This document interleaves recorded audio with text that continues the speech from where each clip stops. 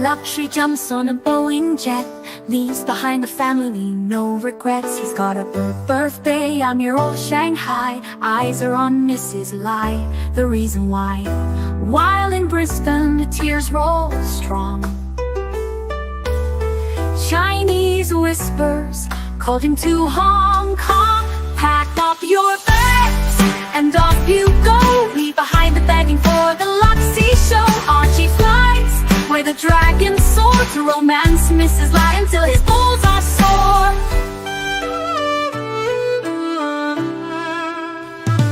Archie's chasing dreams in the mystic land. Mrs. Lai brings coffee to his hand. Family's calls echo on the phone. He's miles away, lost but he's not alone. In old Shenzhen's glow, he likes to stray. With Mrs. Lai they bonk till the light of day. Pack up your bags and off you go. He's not showing up to New York watch show. Archie flies where the dragons soar to romance Mrs. Lai until his balls are sore.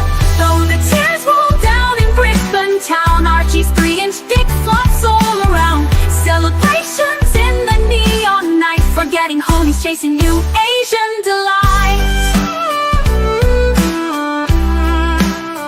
Pack up your bags and off you go. Leave the begging for the beach ball show. Archie flies where the dragons soar to romance Mrs. Lai until his balls are sore. Weeks later, Archie leaves his playground. Comes back home, he's Brisbane bound. Comes up with stories that he's going bust. Has to fool the punters to gain their trust. Pack up your bags and off you go. Leave the begging for the beach ball show. Archie flies where the dragons soar to romance Mrs. Lai until his balls are sore. Archie spent the punter's money, he's in a fix. Spins a story that he can't eat bricks. All the lonely simps believe his scam. Grab all their cash, shove it in his hand. Pack up your bags and off you go. He didn't bother with the New York watch show. Archie flies where the dragons soar to romance Mrs. Lai until his balls are sore. Comes on stage, he cries poor again. His mate 10 gives him $5 grand, maybe 10. Archie thinks he's a big swing dick, cause the punters fall for his gypsy shtick. Pack up your bags and off you go. Didn't bother with the New York watch show. Archie flies where the dragons soar to romance Mrs. Lai until his balls are sore. Welcome to the program. Welcome to the show, guys. This is the Archie Luxury live stream and the Archie Luxury channel. I'm your host, Patel Philippe, guys. We are talking wrist watches today. A bit about an hour before Archie shows up. So I'm going to keep you guys entertained. A bit of the pre-show, you could call it here, but I appreciate, we've got 40 people already joining us. I appreciate everybody who's checked in. We got a pretty interesting topic today. It's shitter to winner watches, and we're going to get into it. When I talk about shitter, I'm not necessarily talking about the shitters you guys are thinking, like, while Archie calls Seikos and all these other things shitters. I'm kind of talking about watches that were unpopular in the past, that have now become winners, right? You guys all heard the term, the rising tide floats all boats. And that's the kind of watches we're going to talk about today. Watches that were just unpopular, that have gained some level of popularity. But before we get into that topic, guys, let's say hello to everybody in the chat. Everybody who's joined us. First in the chat, Watch Nicholas Haystream says, wow, we got Jimmy in the chat joining us. Nice to see you, Jimmy. Joseph D. Oh my God, Arch is early today. No fucking way. Now, Joseph D, here's one thing. Archie is up. Like, he gets up pretty early in the morning. And oftentimes he does see, he'll probably log in to the StreamYard thinking he's got to set up the show. And sometimes he just hops in and just joins me. So we'll see what happens. It's happened where Archie shows up at the regular time. There's times where Archie shows up a little early. But yeah, we're gonna definitely see. We're definitely gonna see what happens with old Archibald here. We got Mitch in the chat saying yes. Nice to see you, Rich. We are gonna do some watch talk. I know you were looking for watch talk yesterday on the dungeon. We don't usually do watch talk on the dungeon. Obviously, if you super chat or people are really interested in talking watches, we can do that. But realistically, we keep the watch talk for the main show and a lot of the drama and just the fuckery for the dungeon. We got an Acquired Taste. Says the Breguet thing is boring. I agree with you, Acquired Taste, but it's not really outside of Archie's scope. I mean, we've all seen him when he bought the 5 identical Pateks. We've seen him buy all kind. I mean, as long as I've been watching this show, I've seen him buy a Tissot. I've seen him buy Tag Heuer watches. I've seen him buy all kinds of shit. fucking Tudor. I think he bought a Tudor like Hydronaut at one point. So it's not like the absolute worst I've seen in acquired taste, but it's definitely it's definitely getting a little boring, guys. I think it's getting a little boring, but we'll see how it goes. JDMTL says, now we're cooking. Absolutely, man. Nice to see you. First super chat of the day. Thanks so much. JDMTL, $7 Canadian, Californian money. The red meat on the Brigade tan. Time to get that 3 paddock, big boy. Look, JDMTL, I tried telling Archie. Archie had an opportunity to buy a 5320 Perpetual calendar, the same one Kelsowitz and I and many other people have. And he's just, I don't know what it is. He's a little scared to put that much money into a watch. I don't know. So getting 3, you're probably going to get like his World Time and probably 2 Calatravas. He's just not going to invest any money into like a real, like, heavy hitter, even though, I mean, that Perpetual calendar to me is a real bargain on the market. And I'm going to talk a bit about certain watches I've talked about in the past. If you ever kind of look at some of the old archive streams, my show with Archie used to be called Live with Jin and Tan. I had a co-host named Jin Vintenier, or now known as Rodin 3.0 in the chat. And I, back in like 2018, 2019, I mean, I was spruiking the 3940 Perpetual calendar. And that was a Patek. If you guys know the Watch Reporter, it's the one, he wears. And, back then, like you could get those for annual calendar money. And I kept telling Archie, I'm like, man, like, why the fuck do you not buy a 3940 Perpetual calendar? And it's the same old bullshit. It's old, it's vintage. I don't like vintage. And lo and behold, that watch has just fucking skyrocketed because it had all the recipes of success. Being an iconic piece, a watch that was worn by the president of Patek Philippe, and being a real, when you think of when most people think of a Patek Philippe Perpetual calendar, the subdial format, what Archie calls the 3 eyes. I might as well just pull up a 3940 if I'm already talking about it. I might as well pull one up so you guys see what I'm talking about. But yeah, let's look at the 3 eyes that Archie talks about. The 3 eyes. Which, most folks, when they look at when they think of a Patek Philippe Perpetual calendar, they think of the subdial variant, or the 3 eyes here, as you can see on the screen.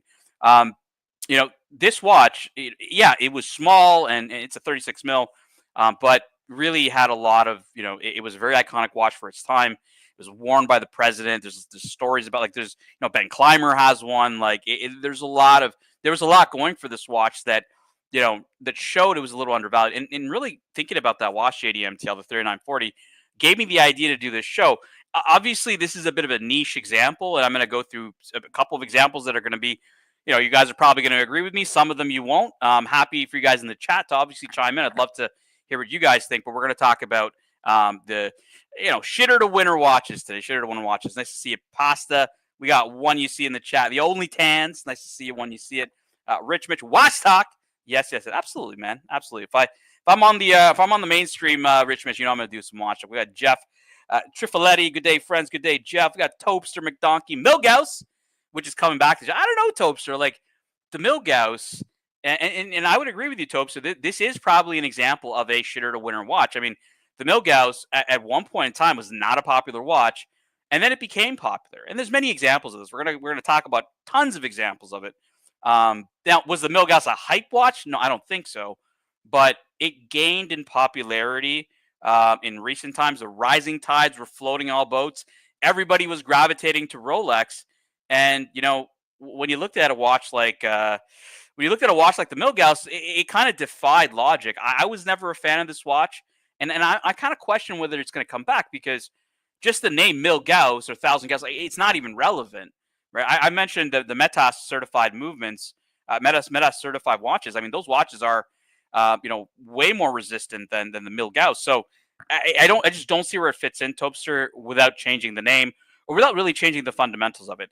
The only way I could see it is if they go a bit of a nostalgia play and whatnot. But it is what it is. Now, just to kind of talk to Rich Mitch, this is one of the really only watch channels where you're going to find actual original watch content. I'm not like Tim Wright, who's going to sit there and look at a website. Oh, wow. Well, you know what I mean? Like, I'm going to talk to you guys about, experience, from experience, having, over a decade plus of collecting experience myself, putting my own money on the line, not like Tim Wright, not like a lot of these other guys who've just, they've been here for like 2 years, don't know shit about watches.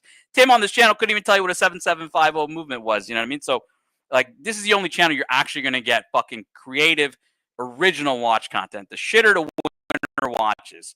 We'll see how it goes today. We got Mike the Mistake talking about the Cubitus. No, I don't think the Cubitus is one of them. Pavel. We're talking shitters today, Pavel. Ali Olo, I'm a big Breguet balls. All right, we got P-Cars in the chat, and I see P-Cars. And Foreman Colossus says Jin / Vintinier rules. Wish you would on stream. Yeah, you know what? I've reached out to him a couple times. You know what? I'd love to see Jin. I'd love to actually do a stream, just him and I. It would be great. He has a fantastic taste in watches. Very different. The reason why I like streaming with him was he wasn't just your typical Rolex guy. The guy liked Piaget. He liked JLC. He liked a lot of different watches, and it allowed the content to be a little bit more, a little bit more expanded from just Rolex, Patek Philippe, AP, right? So, yeah, definitely smash the likes. We got balls deep in the chat and esoteric. All right, guys, let's get into it. Let's talk about shitter to winner watches. So, again, just to preface, if you just joined, we got almost 50 people in the room here. When I talk about shitter, I don't mean shitter as in like Seikos or all that kind of like the low end garbage watches. I'm talking about when I say a shitter to winner. When I talk about shitter, I talk about a watch that was unpopular in the past that either became popular or gained in popularity. That kind of defies logic, I would say, or defies reason and whatnot. So let's get started. There was one, already a few that were called out in the chat. But I'm just gonna go look for I'm gonna pick on a brand here. Let's pick on one of our favorite brands here. We're gonna pick on Vacheron et Constantin. If this website wants to agree with me, I don't know why it's not agreeing with me here. But Vacheron Constantin. I'm gonna try another tab here for this watch. For this site, because I don't know what the fuck is going on here. All right, let's see. Watches. All right, this one's working. Collections. All right, let's start with one of the dogs. There's going to be a lot of hate for me. A lot of my friends own this watch, and a lot of people I know that I really like. And I actually like, the the Overseas, at least in the Gen 3. But the Overseas was never a popular watch. Let's call a spade, folks. When you're talking about Royal Oak, you're talking about Nautilus, and we're going back, like, let's go back 10 years, right? It's 2015. Nobody's talking about the fucking Overseas. Nobody wanted the Overseas. Why the Overseas became popular was the rise of the integrated sports watch. Now, when the other two brands, the rising tides are floating all boats, with the AP Royal Oak and the Nautilus, well, naturally, people who can't get those watches gravitate to the third option, which is Vacheron Overseas. Never a popular watch. No Gerald Genta design. It doesn't have. I mean, if you think about it, right, the AP Royal Oak and the Nautilus were actually created by Gerald Genta. The Overseas, no, it wasn't. And nobody really ever, the Gen 1s, they were just never popular watches. Defies a bit of logic here, but I do understand why this gained a bit of fan favor. I mean, they are giving you a lot of value in the watch, but in watch collecting, I mean, Archie said it himself. Watch collecting is pure snobbery. Like, yeah, it's great to get value, guys. It's great to get bang per buck, or whatever a vendor creates a watch that gives you a bit more than other vendors do. Yeah, it's nice, but I mean, it doesn't drive you to take this as a choice over a Royal Oak or Nautilus. And in all honesty, you hear about it from Vacheron, people that I would take my Overseas over this because you're getting more value. Sure, right? Yeah, I wouldn't disagree, but there's a lot of people. I mean, Higgins himself. I've asked Higgins, why do you dislike the Overseas? One of his biggest gripes is he's like, well, there's just too much Maltese cross on it. Like, everything's a Maltese cross. You can see the Maltese cross in the bracelet. You see the Maltese cross on the dial. You see it on all over the place. It's just not a watch that I guess he feels it's a bit tacky. But the Overseas was never a winner. Now, was it a shitter? I mean, I'm using a bit of clickbait here. I'm not talking about shitters. I'm talking about watches that just weren't popular. Okay. The next one I'm going to talk about here is a bit of a hot take. I wonder if Bear Clooney, if you're listening, type that you're listening in the chat, because this one might sting a bit, Bear. This one might sting a bit, but the next shitter to winner watch, I'm gonna pick on a brand that you guys know I love, and that is Patek Philippe. And I'm gonna pick another shitter to winner watch here, and this one might be a bit of a hot take, but this is the Aquanaut. Okay, when I bought my Nautilus in 2016, I remember, going on the forums, doing what you guys do, right? Going on the forums. The YouTube live stream wasn't really around back then. It was mostly like you could talk to Archie via a paid review or some shit, but mostly forums. Okay. And I asked people, I said, well, what Patek Philippe should I get? And it was like Nautilus. Like everyone said, get a Nautilus. Like it's no different than today, 10 years ago. It was a popular watch. It wasn't like triple the money watch, but it was, 10%, 15% over retail type of a thing. Whenever the Aquanaut came up, and this is not like you heard this 10 years ago, you don't hear this today. When I said, well, what about the Aquanaut? Everybody said to me, the Aquanaut is the poor man's Nautilus. Stay the fuck away from the Aquanaut. Why do you want the Aquanaut? It's got a fucking. Are you going to spend that much money for a rubber bracelet? For a rubber bracelet? Like, I mean, it's wild to think in today's day and age with Oyster Flex and just how Oyster Flex has kind of changed. I believe Oyster Flex is really the invention that has changed. I mean, if you want to call it an invention, it's a fucking rubber bracelet. But I think that's really what's desensitized the buyers to, or just normalizing the fact that, rubber can be luxury, quote unquote. Whenever I looked at the Aquanaut, I was like, I'm never going to fucking, I'm never going to fucking buy, I'm never going to fucking buy a watch like this for that much money on a rubber bracelet. Joseph D, interestingly enough, also there was Patek Philippe dress watches on Entourage as well. There's an actual scene in Entourage. I don't know if you remember, Joseph D, where all the boys go on the boat. I think it's some guy who wanted to buy or see the movie in advance, and so he gave the guys a bunch of like day dates. And I think the movie director said, "Look, I'll take the Patek Philippe on your wrist." Wasn't an Aquanaut, as far as I remember. I think that was like a Perpetual calendar. But the Aquanaut,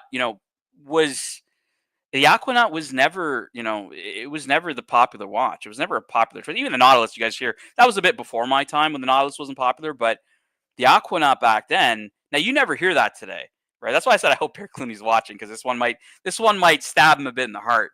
But the Aquanaut 10 years ago, I mean, like people call it the poor man's Nautilus. You do not hear people calling the Aquanaut the poor man's Nautilus today. People would kill to get an Aquanaut. There's, my friend Muhammad Ali, who I'm sure is listening. I've already trashed one of his watches with the overseas, and now I'm trashing the next one. So I apologize, Muhammad Ali. But we're doing this for a bit of shtick, right? Because like I said, I create original content. I don't copy people. I don't sit there on monochrome like Tim Wright does and just read off the fucking screen. I'll talk to you guys how it is. I'll tell you guys the stories of my collecting journey, what I've seen in the collecting sphere, and just make it fun for everybody, right? A dog. Like the Aquanaut was just was not great. Topster says the overseas is ugly, too many Maltese crosses. This is another one, Joseph D. The Rolex Oyster Perpetual. All right, let's get into the heavy hitters here. Let's get into Rolex.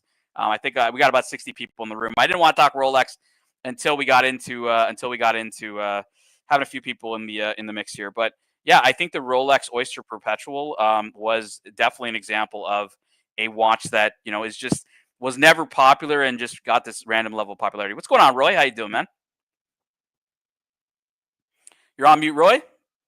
Don't know if you can hear me. All right, Roy's on mute. He's hopped on. We'll see whenever Roy hops in. Oh, sorry. I forgot to unmute myself when I joined. Apologize for that. No worries, Roy. No worries. So the topic of the day is shitter to winter watches. Now, I don't mean shitter like Seiko. I mean I don't know if you've been listening or not, but no, I just called it, or just brought it up. I heard you talking about the Aquanaut there, and that one is really interesting, because when I got into watches, man, that all the integrated bracelet watches were in some respects redheaded stepchilds, but man, the Aquanaut was something nobody wanted. Yeah, and it's so foreign to think about it today. Like, you got these new collectors that are just simping this watch, and they never. And this is the reason why I'm kind of doing this topic, Roy, is history repeats itself. And at one point in time, that was not popular. And as the rising tide does not float all boats anymore, we may start getting back to that level. We got a puncher in the chat, Roy, who said the Rolex Oyster Perpetual. What do you think of the Oyster Perpetual? Like, I love the 39. I liked.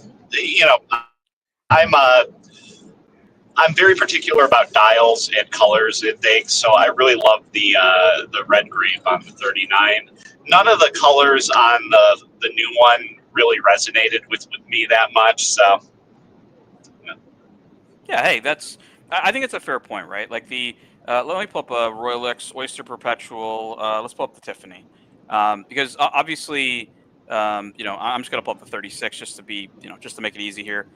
Oyster Perpetuals Yeah. were, they were entry level. They still are entry level, and there was a company, I forget their name, Roy, that were doing. They kind of did custom dials for Rolexes, and they would do these funky colors. Yeah, And I this know is, who you're talking about. Yeah. yeah. And Artisans did it at Dejanev. Is that the one you're talking about? yeah, I don't remember the exact name of the company, but it was around the time that Rolex Yeah. released the Oyster Perpetual, these funky new colors, and they sued them. The Rolex sued that company, because they wanted to release these on Yeah. their own. So it was interesting to see how that was happening. But Well, yeah, it becomes a weird thing. It's kind of like Porsche suing Singer. Yeah. It's a marketing thing where, like, if you're essentially getting something from, a third party and then modifying it, then reselling it as a Rolex, or in the case of Singer, as a Porsche. Whereas you can continue to do it, and there's nothing they can do if you buy the watch yourself and then bring it to the company to be modified. So it's a weird area to be in.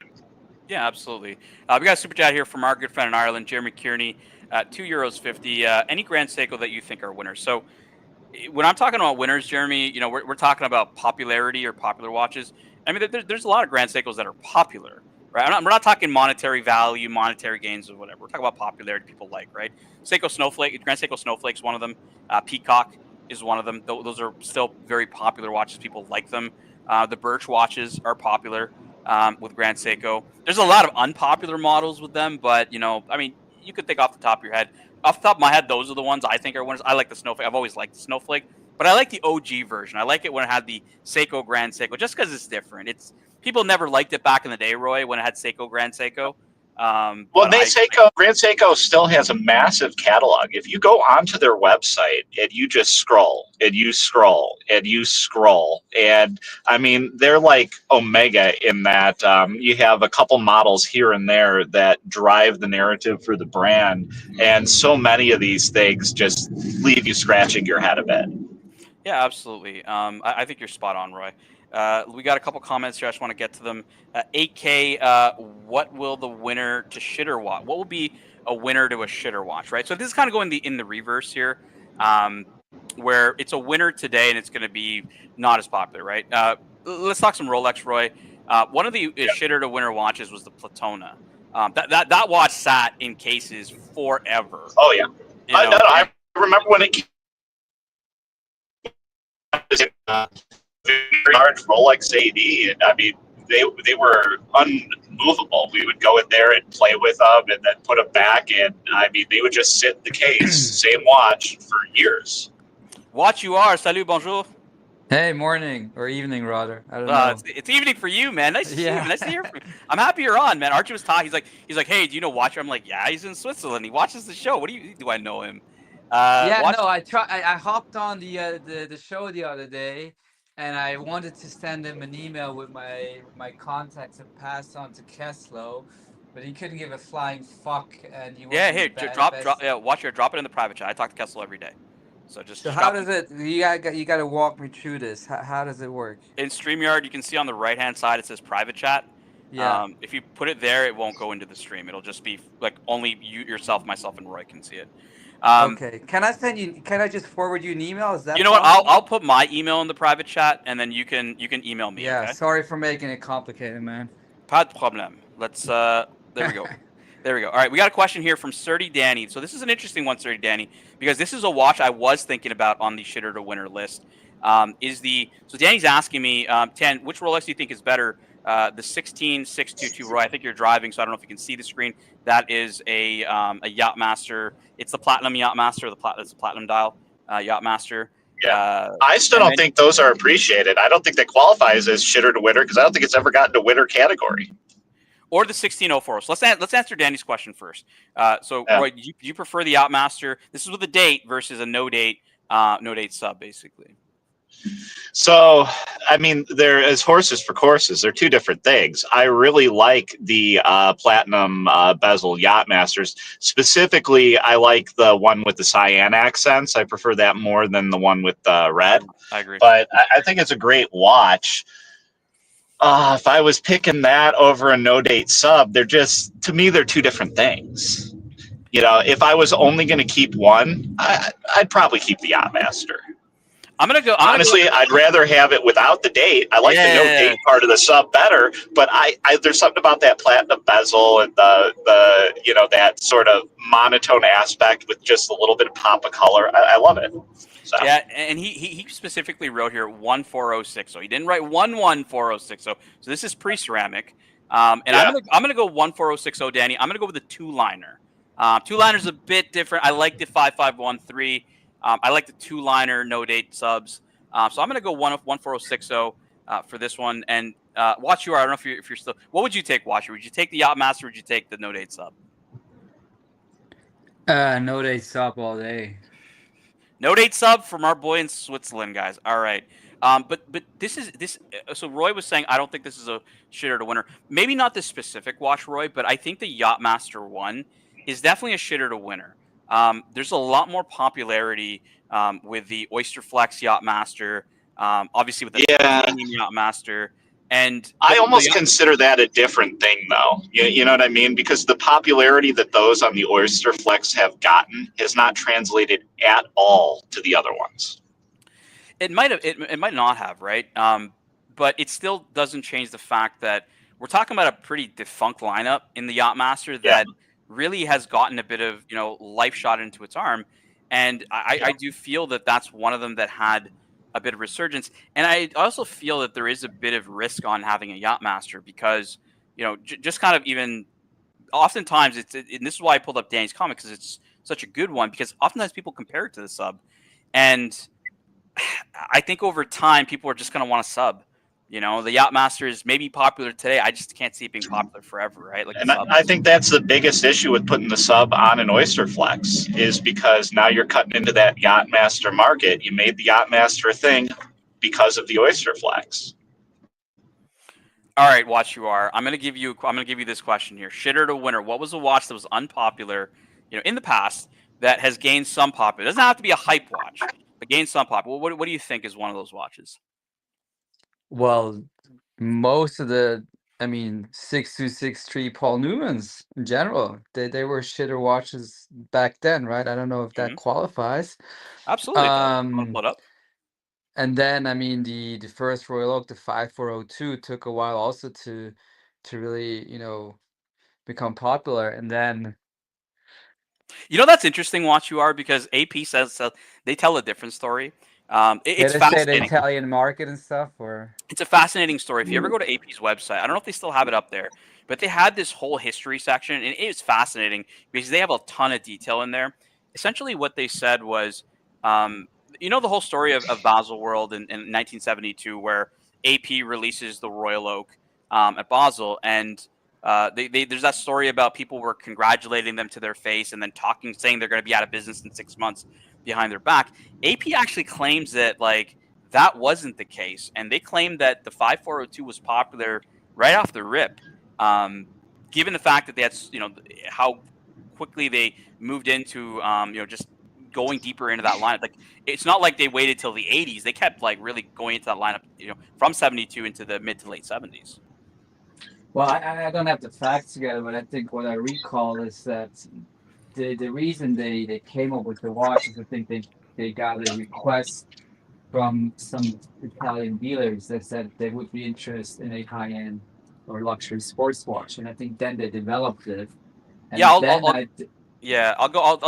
give you the story. So it was a distributor. So AP at the time was obviously a small manufacturer. They primarily made dress watches, and they wanted to expand their sales. So they contacted distributors. And then there was a distributor called SHII or SIHH.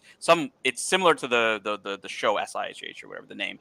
Anyways, that was the name of the distributor. And that distributor actually asked AP saying, well, like you mentioned, for our market, we would like a sports watch in steel. Okay. And then AP it's not an AP idea. It was the distributor's idea based on the market as you're describing. Then AP went to Giorgenta, and you guys all know the rest of the history. But the answer, honestly, Watch You Are is nobody really has the facts, whether yours or the ones on the website, because AP is claiming that was popular always, and we're hearing otherwise. So nobody's right or wrong. Yeah. So. It's funny because you hear that, its effect on the market in so many different ways, and it's impossible to confirm because of all the opaqueness of the industry.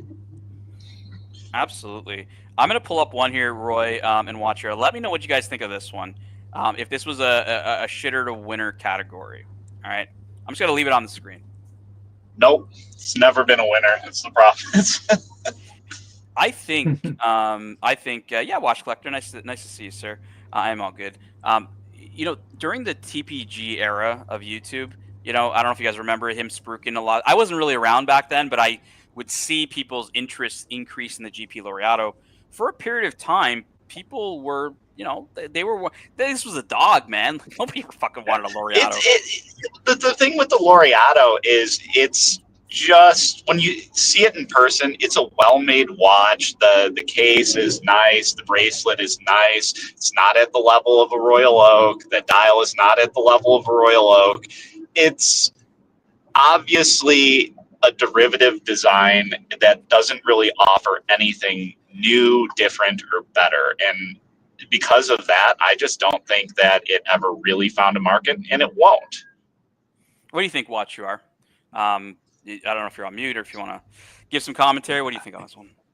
I don't have a big opinion on this one, to be honest. The thing is, it all feels too similar to me, right? I mean, you got the Royal Oak first, and then you got the Nautilus second, and even the Nautilus is sort of a copy. I mean, a lot of people say it's more elegant, it's better, but this, to me, there's just too many. I mean, it's not a bad watch, right? But I think it's just too many similarities. If you look at it almost looks like a tapisserie dial. And then the bracelet looks like a Nautilus, and then the bezel looks like a Royal Oak again. And it's not a bad watch, and it has its own history, but it's really a Me Too product, I guess, would describe it as well. Yeah, and I'll give you a contrast in a watch company that had nothing in this market, and then granted the timing was fortuitous, but still Moser made a significant splash with the Streamliner, and a large part of that is because you can't sit it next to a Royal Oak or a Nautilus and say that it's a modified version of either of those. It's its own thing. It's an interesting point, Roy. So when I was thinking about this topic, the Streamliner came to mind, the Odysseus came to mind, and the way I thought about it was, if those watches were released 10 years ago, 2015, 2014, 2016, whatever, I don't think the Odysseus would have been popular. I don't think the Streamliner would have been popular. They just, in today's day and age, and they're not really in the shitter to winner category because they were never really unpopular. They came into, they really were a byproduct of today's kind of sports watch craze. And so they have some level of popularity because of it, right? But the true test is really, Roy and Watch You Are. What do you guys think? Like, I mean, I don't think the Odysseus would have been popular 10 years ago. Maybe I'm wrong. What do you guys think? I don't consider the Odysseus really to be an integrated bracelet sports watch. Like that, if somebody didn't present it as such, would you look at an Odysseus and say it's an integrated bracelet sports watch, or would you just say, okay, this is longest version of a steel everyday watch? It was interesting, Roy, because I used to, not too long ago, the whole topic of the dress watch is dead. The dress watch is dead. Commentary that people used to say before the Odysseus came out. I used to tell people, I'm like, well, if the dress watch is dead, how the fuck are companies like FP Journe and Lange in business? Because they only really sell dress watches. Like at the time, both of them didn't have. And here's the thing, watches, right? Let's go to Journe in particular. Why is Journe so strong? I mean, look at their design language. Look at the way they do the layouts of their dials. They are recognizable at a glance. It can be a love it or hate it thing, but if like the Gerard Perregaux, everybody goes, it's okay, nobody buys it. But so maybe some people hate it, but a lot of people love it, and those are your customers. Yeah, it's a fair point. And it's not just necessarily about integrated bracelets. I understand where you're going with it because integrated bracelets are very popular. But even sports watches themselves, right? If we just even downgraded it to just being sports watches, right? Like it is And a the byproduct. engineer, I mean, Bear mentions the engineer, I think, right? Yeah, And this is, I mean, that game plan was crystal clear. I think this is definitely obviously a for-profit company, but part of a conglomerate that realized, okay, this is the trend of the hour, and we want to jump on it. And it just takes us so much time to do it, but by the time we come out, the hype is already coming down a little bit. But regardless, we just slap on a high sticker price.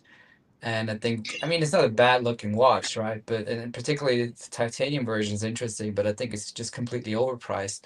And if you look at it for a brand new watch or a brand new reiteration, look at the bracelet, you don't even have a nice micro adjust option. I mean, you do have an option, but it really looks like an afterthought. So I think yeah. this would be a one that you could definitely say, this watch, put it differently, this watch wouldn't have been released, it wouldn't exist if it wasn't for this integrated sports watch craze from the, I don't know, 2019 onwards, I guess.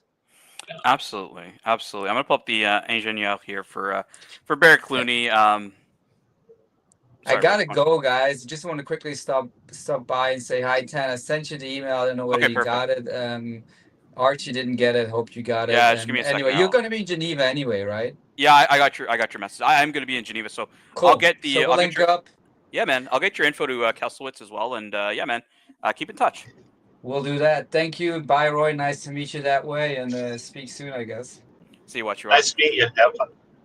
Likewise. Bye-bye. I wanted to, I wanted to just pivot for a second, Roy, onto a watch that was not popular and that is still not popular. And we can name a couple of them. I'm going to pull up one that's really dear to my heart, the JLC Reverso. The vast majority of watches fit that category. Yeah, they do. They do.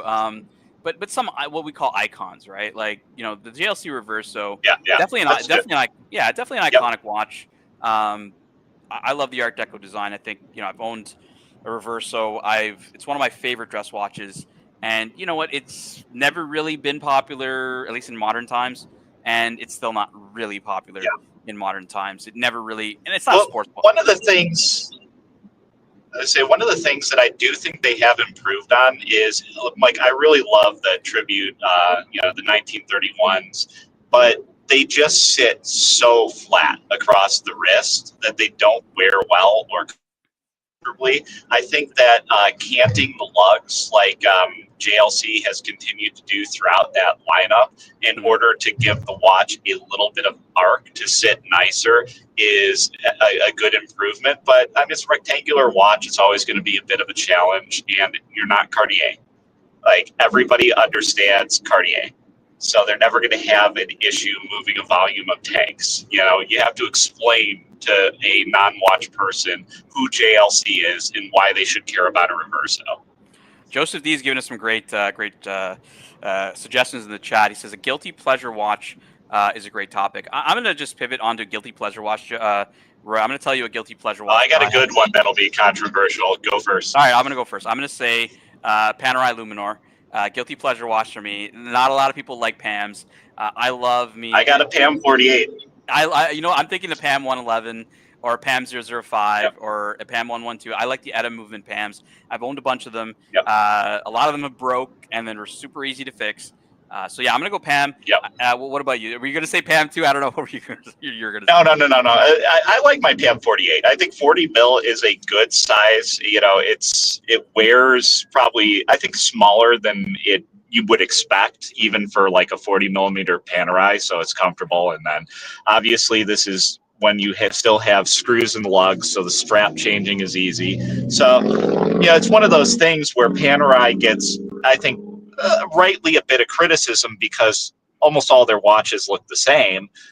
But that's fine. They just don't need to try to sell like 8 watches to every individual. You have your Panerai and you're good. My guilty pleasure watch is, I like the Hublot Spirit Mecha 10, just because I like Meccano or Erector set, as we call it in the US, and You know, it's got a 10-day power reserve, and then they made the movement look like it was made out of Meccano. Like, I mean, I just think that's super cool. And quite frankly, I don't like the way that the normal Big Bang sits on my wrist, whereas the Spirit, the way they arc the back of it, and like, I mean, Hublot does rubber straps amazingly well. It's super comfortable. A lot of people just don't consider Hublot. I know Sturdy Danny's listening in the chat. He's definitely he definitely doesn't shy away from looking at Hublot. So yeah, look, it's like Pam, right? Like people just they come online and they get this whole like stay away from that brand. They don't even ever look, right? So right. Well, I would say overall, Pam is giving you a more honest watch for the price. A lot of Hublot is just very overpriced stuff. And when you look at a lot of Hublot watches and person, they look cheap. Like, I'm sorry, they're $8,000 watches that look like they should be $1,500. So I totally get it. But there is another aspect of Hublot that does some really cool things.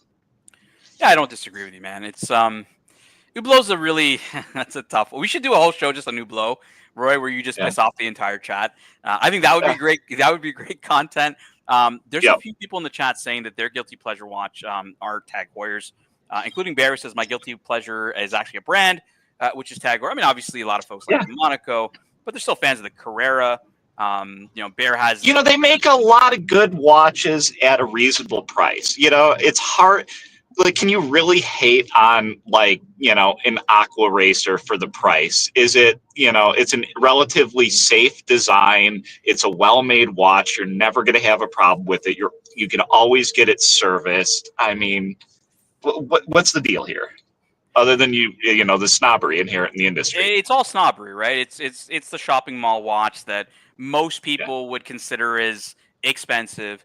And so real watch collectors kind of, snub their nose at it because they're like, fuck. Yeah. Even though, like you said, it's an honest watch and it's good. I mean, the Monaco has history, the Carrera has history. There's a lot of these watches with history, right? So, Danny says that Hublot's a swear word in the watch world. It's kind of true.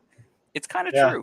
One thing I do think hurts Tag as well is, God, they have so many watches that are like high polish, and then that makes I think high polish makes an already cheap watch look cheaper. Like, in order for a watch to look good with that much polish, it's really got to be done at a truly luxury level and not at like a, say sub $7,000 level.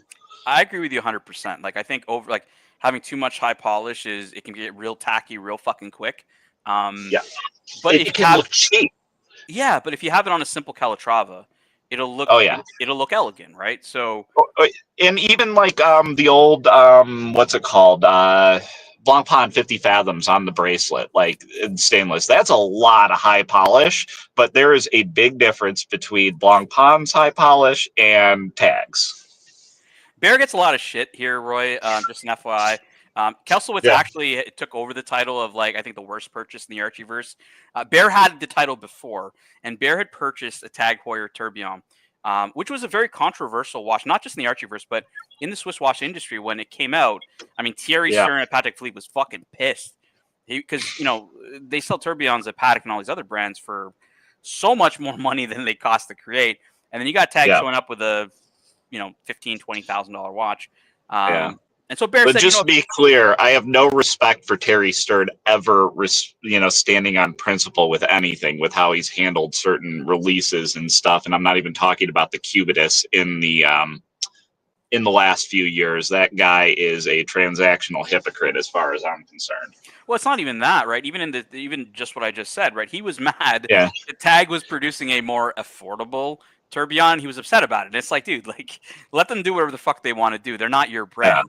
The customers are different. So, anyways, I just met that guy's deranged. Yeah, you're not. I know people that have actually met him, numerous times, and they say the same thing. So, there's no. I don't think there's a disagreement from a lot of people on that. But, But then Kelselwitz ended up buying the Ulysse Nardin Freak X. Magna, whatever. See, I don't know why because he got it at a deal where at least you could get in and out of it and not get raked over the coals. But I don't like the Freak X. I like actual freaks, but the Freak X is not that. Barry even says Kessel saved me. Now Kessel, I think, sold it. Renier Charles or Renier Carls. Yeah, he made $800. I think he said. I think he also said the only reason why he bought it was he got it so cheap. Yeah, definitely. It's definitely because he got it cheap. Renier says, I think the 37 mil Grand Seiko titanium snowflake is a master. I mean, the snowflake's always been a very loved watch, I would say. And I don't know if everybody would put their money on the line to buy one. I think most people will appreciate one, at least for the dial. Outside of the dial, it's kind of meh. But I mean, that's I like. I like a lot, like not just the texture on the dial, like, you know, Grand Seiko's finish on their hands, on the indices, you know, they do a wonderful job. Like when you roll that dial through the light, the way that things play is very nice. I'm going to pull up another watch here of similar theme to the Reverso, where it was a dog and it's remained a dog. And maybe this is a bit of a hot take. I don't know. I'm pulling up the Rolex Explorer 2. And this was never popular. It's still not really popular. I mean, it's a Rolex and people like it. And I mean, these obviously did go up in price during the whole boom, and the rising tide floats all boats. It's a sports Rolex. But, you know, this is one where I think is just going to sink back down and just go back to where it always was, it just being a dog, right? Yeah, and it comes down to just that. I've never really thought much of it. I don't hate it. I don't love it. It just is. And so it will remain. I think it's a watch that's lost a lot of its essence. I mean, the watch was originally created for, you know, the spelunking crowd, the cave dwellers, the cave explorers. And well, GMTs have been democratized to such a huge extent, like in the last, 3-4 years? Definitely. But this watch wasn't a GMT originally, right? It was a day-night indicator. Just a 24-hour can, Yeah, it's just a day-night indicator, right? To tell you whether it was daytime in the cave or nighttime in the cave. That's what it was. Very interesting, you know, it's very interesting that they invested in a lineup for something that, I mean, I don't know about cave exploration being very popular at the time, but probably, you know, diving wasn't either when they came out with the sub. But I mean, he was throwing darts, you know. I mean, obviously that hit well enough that it's a watch that has remained in the catalog when other things haven't. Renier, Archie will be on in about 10 minutes. He starts at 6 p.m. Eastern. That would be 3 p.m. on the West Coast, 11 p.m. In the UK, and 12 a.m. Midnight on the mainland of Europe, at least on the western side. But yeah, I mean, I think on the Explorer 2, it was a watch that had a different purpose when it came out. Then they were like, well, I think they kind of realized really quickly that cave exploration was just like not a popular thing, and they just could not probably sustain a lineup off it, so they fucking pivot to GMT. But then they create this confusion, right? Because on the Rolex GMT Master and the GMT Master 2, I mean the GMT Master 2 we'll talk about, I guess. You can obviously manage 3 time zones off of it, whereas on the Explorer 2 you can only manage 2 because the lack of the rotating bezel, right? So you gotta get original overlap. I mean, the only reason why you got the second time zone was because of that rotating bezel, because it was the same lock 24-hour hand. Talk to me about the democratization of GMT. I'm very curious to kind of what you meant and going a bit deeper on that. So Teddy did a video about this, like just going through GMT watches that are available at different price points in the market today, basically saying that he had done a video on this for a few years ago, and that so many more things had come to market that he had to redo this one again because there is just so much more available. But if you go back to the 2010, 2012, 2013, and you're looking for a GMT watch, your options then versus your options now,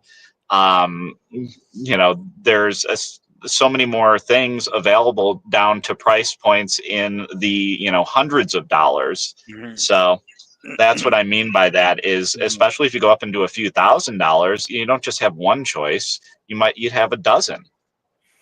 Yeah, and it's a complication that I mean, it's extremely useful if you travel or if you work in multiple time or you work with multiple time zones. And so, yeah, I mean, I think the accessibility of them Yeah. is definitely Or something. even if you don't travel, you could tell yourself a story. So many of these things as to why we have these watches are narratives that we, create in our own heads.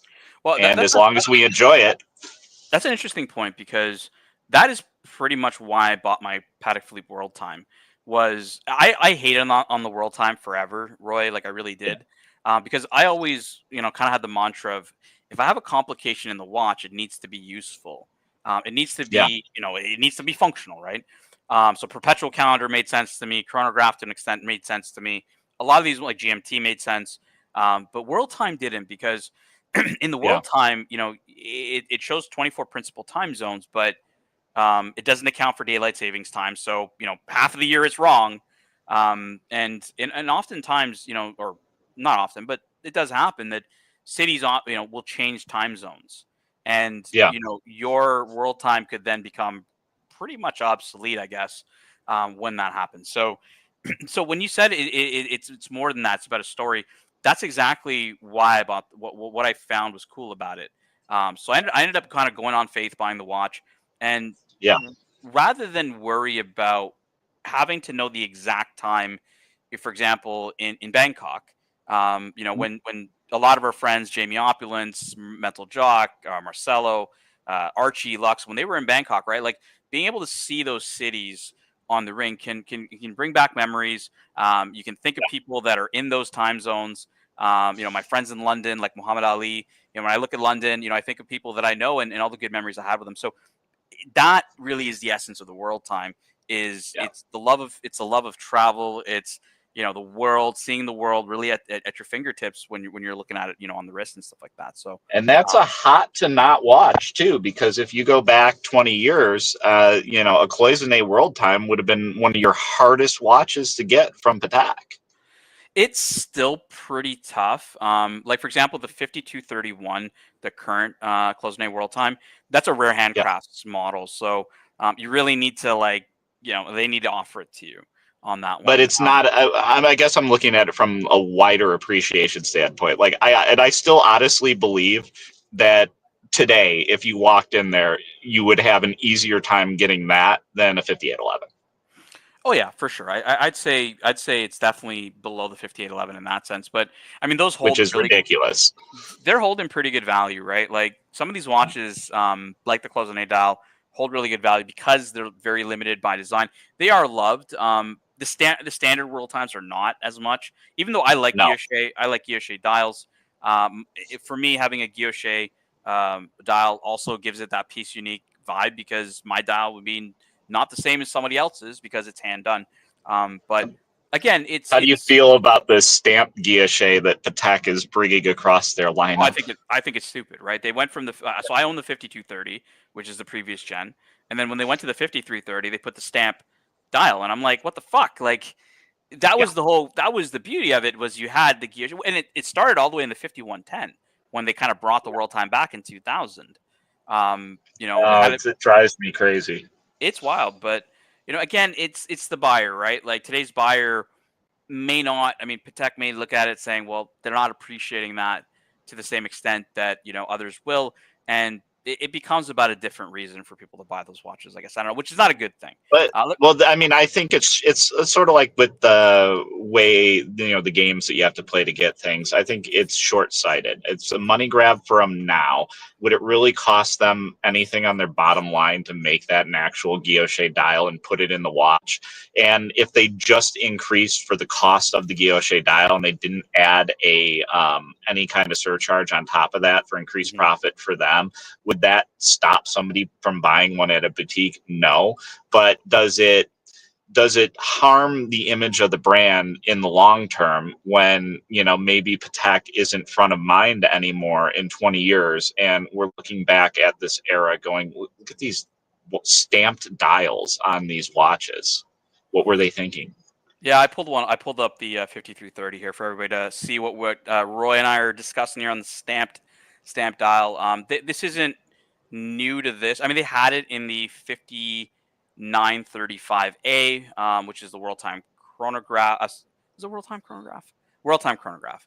And as well as they had it on the 5930, which is the same, but just it's the same model basically as the 5935. Just 5935 was in steel, and the 5930s were in precious metal. We got a comment from Sturdy Danny. He says, "What I don't get about the Explorer 2 is it was made for caving and being able to tell if it's night or day. But how would that work if the bezel?" It's a good point. He says the bezel isn't lume, so how the fuck would you? You kind of have to, Danny. I mean, it can work because you'd have to kind of figure it out, knowing that. Well, I mean, you're knowing what time of it is. Knowing what time it is, if you're in a cave and you don't have a light source, is one of your least problems at that point. Yeah, of course. But you know, I mean, the hands are loomed, so you would be able to see that day night, the bigger orange hand that would be used for the 24-hour ring on the bezel. You'd probably be able to tell with the loom like where it is. But yeah, it's not really. I mean, again, Roy said you probably do need a light source, so it wouldn't really fucking matter. But let's say you're fucked at that point. Like, you've got a problem if all your light sources are out and you're in a cave system. Like, if you're in the middle of the dark, maybe you could still probably use the hands, Dan. It's probably not the best method, but I do find the Explorer 2 to be a very fascinating watch. I'm going to go back to it here. Bear says, "I'm a Piaget man. I am a cave man." Explorer 2, like, it's just such an interesting watch because, you know, they pivot from a day-night, you know, indicator types to a GMT, and the watch is still around, Roy. And I just find it fascinating that it's still around. Like, I don't know why it's still around. I'm trying to figure it out as they're expanding the GMT lineup. We're hearing rumors of a Coke. We're hearing rumors of a Blueberry. We still got a Batman. We still got a Sprite. We still got a Pepsi. I mean, we still got the Bruce Wayne. Still does something for their bottom line, right? So, I mean, you could always bring it down to one particular incentive. If they weren't selling them, they wouldn't make them. I'm sure they are selling them just for the sake that it's Rolex, but I'm sure they could sell something else, right? Oh, they could to a certain extent, but at the same time, I mean, you know, Rolex is now trying to do some kind of bizarre balancing act because they're trying to really maintain the value of their watches, but they produce a huge number of them. So if you stop producing these guys and you take that entire production and it shifts it to GMTs, do you feel like you've done a disservice maybe to some of your GMT buyers who, through boutiques and ADs, have been marketed to that these watches will hold their value? Yeah. So Jimmy says it's still around because the Pontiff spooked it. I mean, there's a certain level of that with people on YouTube for sure. But I mean, it's interesting, Jimmy, because oftentimes you kind of have to explain an Explorer 2 to people because people just don't get it, right? Like if you're outside of this, like our inner circle here, and really you go out to the broader audience, like you're gonna find people that are gonna be like, "Why didn't you get the GMT?"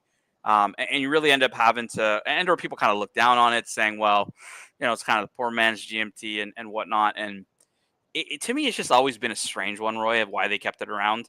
I'm sure they're selling it, but it's just, especially as they're leaning in on the GMT right now, like I really don't know why they. Well, I mean, I also think it works as a pricing at a price point as well, where you're coming in underneath a GMT Master 2 because you've got a non-rotating steel bezel and stuff. So yeah, it fits. You know, there's multiple ways things can fit in a lineup. Absolutely. Let's talk about watches, Roy, that are popular today or have some popularity today that you feel 10 years ago, if they came out, just would have been dogs. I'll start with one. I'll give you one right now. Rolex 1908. Like that watch, I'm telling you, you released that 10 years ago, that would have fucking sank. Nobody would have wanted that watch. But because Rolex is the darling of today, I'm not saying they're bad watches. I like the 1908. I mean, you could say that about the half the lineups for Patek and AP as well, and that these would have been dogs released 10 years ago, and the only reason why they're selling now is because people are trying to build up a purchase history. Although I am rather impressed with the direction that AP has taken the 1159. Like that watch from the disaster of the launch seems to be standing on its own much better now with releases like the Star Wheel with dramatic improvements to the dials on the more basic versions, offering guilloche dials, offering kind of colored dials that really pop. And I also think that they did a tremendous disservice with themselves in their marketing material for that watch, because even though the dials that it launched with weren't great, they also didn't highlight the case. And the case is really cool, especially for the modern era.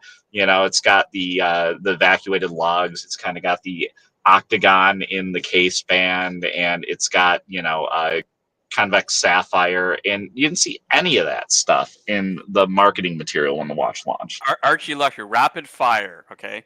The topic of today is shitter to winner watches. So what I mean by shitter to winner, I don't mean shitter like Seiko. What I mean, Archie, is a watch that 10 years ago was not popular. Nobody wanted it.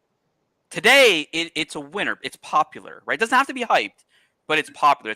It defies logic on why it's popular, Archie Luxury. Give me one watch that was a shitter to a winner. Shitter to a winner. You know what? I tell you, all the gold Rolexes, they were shitters to winners. That's a fair point. Yeah, I said because you think about it, they were never they were never wanted. Everyone wanted steel. They were selling way under retail, and the ADs would stiff you with them, right? Yeah. Shitter to shitter is two-tone. Two-tone is stage shitter to shitter. I would disagree with you. I think two-tone was a shitter to a winner. I don't think it's shitter to shitter. I think two-tones have become a lot more popular. It's a lot more normalized now to for younger people. Go back 30 years and it would be winner to shitter. It could have been. Yeah, you're right. The Datejust. Yeah, absolutely. 80s. Well, I mean, they were expensive. The problem you got to remember is these Datejusts, like you're talking these Datejusts, people bought this shit. They weren't buying sports watches. They bought Datejust. Two-tone Datejust was the epitome of style and sophistication. The chat's saying the Rolex Oyster Perpetual, Archie. What do you think about the Oyster Perpetual? I'll tell you another winner to shitter. Oh, well, how about winner to shitter? Opposite, right? Oh, opposite, baby. Tell me. Cartier two-tone Panther quartz. Was that ever popular? Bear, you're in the chat. Was the Panther in the 80s, that was the coolest thing to have, man. Isn't that a ladies' watch? You used to smoke those French cigarettes, those horrible French citarans. I don't know about smoking French cigarettes in the 80s, man. I was like a child in the 80s, but yeah, I mean, Bear's laughing at you, Archie, on that one. I don't think I don't think Bear agrees. They were a quartz Cartier, and you could get 3 different types of two-tone. There was 1 band of two-tone, 2 bands of two-tone, or 3 links were gold. Let me give you a winner to shitter. May not be in recent times, but I'll give you a winner to shitter. Okay, Panerai Luminor was a winner at one point. I got to tell you something. Panerai Luminor. Yes, I totally get it. Totally get it. The gold dancer is turning into a shitter because plastic is so cheap. Cheap gas, processed meats, stickers all over it. I don't even want one. It was aspirational. Now it's just hold on. He took off the stickers. He took off the stickers months ago, apparently. And he's been going fucking he's been raw dogging it with that watch, man. Super chat, Jake the Yuppie. Jake the Yuppie, $10. Let's get this show moving, Breguet, man. And Renier has been waiting to talk to you, Archie. So you got a super chat from Renier. Renier, €6. Arch, do you approve of Grand Seiko 37 Snowflake? I want to wind and wear. No Rolex because of theft. 36 to 39. Less than 10 mil thick. Under 37 lug. Already have a 5296. What's an RG? It's in an R or a G? Probably means rose gold, yeah. Rose gold, RG, rose gold. Fuck. You know what? I like the Grand Seiko. I like Grand Seikos. I love them. I try and get bigger than 37, but why the 37? That's a bit small. What do you think, Tan? You had the 5035 Paddock. That was too small now, isn't it? Well, that was 36. That wasn't 37, was it? No, it was 37, Tan. It was supposed to fit like a 36. That's it. Come on, play along with me here, Archie. It's supposed to fit like a 36. Okay, so do you approve of the? I told him, he asked me this question earlier. I like the Snowflake. I think it's, if you're gonna get a Grand Seiko Archie, get the Snowflake. It's one of the classic dials. He wants a wine to wear, no Rolex because of theft. 36 to 39 mil, under 47 mil bugs. Already have a 5. He already has a 5296R, which is, Archie, I love the 5296. I don't know why you got rid of that. Did that get stolen? No, I sold it. The only reason I sold it was idiot, man. Fucking idiot. because I got the 6006. Okay. I'll let that one go. The 6006 is a cooler watch. I got no qualms with the GS Snowflake. Archie, you don't like the Snowflake? It's not one of your watches that you like from Grand Seiko? I love the Snowflake. What do you mean by that? That dial is to die for. That dial is to die for. The Snowflake. Who doesn't love a Snowflake? I love it, man. That's amazing. But and we have I was gonna say we have Tusser, who's joined us. Tusser's a Seiko fan. Hopefully Tusser likes himself an old Grand Seiko Snowflake. Hey guys. What's up, Tusser? Hey, nice how are you, Tusser? I'm well. I'm glad that you made it back. Hey, man, it's all good to have you here. I got to be totally honest with you. You got a super chat, Mr. GMT super chat. Super Wake up, chat, big boy. Do some fucking work, big boy. Chat. $5. Should to win a Seamaster Quartz has been going up lately. That's interesting. I didn't know that, GMT. They're not a bad. I'll tell you something. I've owned a Quartz Seamaster, the original Bond one, twice, and I fucking miss it. They were such a good watch. They are such a good watch. Those are pretty thin for a dive watch too. So. Well, the other thing is, about the Quartz one too, right? They're very accurate. It's beautiful. These Code 11, they're going to be like a Jules Audemars in 10 years' time. What do you think, Tan? Well, this is what Roy and I were talking. Roy was just when you hopped on. Roy was talking about what he liked about the Code 1159. For me, Roy, okay, so the three Trinity brands have all created now a new lineup in the last 10 years. The first one of them was Vacheron that came out with the 56. Honestly, I think that just failed because they didn't, like, Archie, I don't know if you disagree, but they didn't put the Geneva seal on that entry level piece. I think if they had put the Geneva seal on that entry level piece, that would have been tainted the whole lineup because of that, unfortunately. Yeah, that one I think was just a bit of a dog. Code 1159, I think the only downside to it, Roy, was they came out with a circular watch, and it's circular watches. Like, I mean, people are just not buying circular, especially circular dress watches, are just not popular. And so, and look, I like the different, the shape of the crystal and a bit of the, I like the lugs, I like the funkiness of the watch, but I think people still perceived, especially the original models, Roy, as just being simple dress watches. But I agree with your comment about the Star Wheel and also on the Perpetual calendar venturing. I'm going to go to one of those. Roy, Tusser, what do you think? 1159. Do you guys love them, hate them? What do you guys think? This one I'm talking about. I got to be honest with you. As much as I bag this shit out, I bag it out because Audemars are a bunch of fucking cunts. But I actually love all the 1159s. There's not one I don't like. I actually like them all.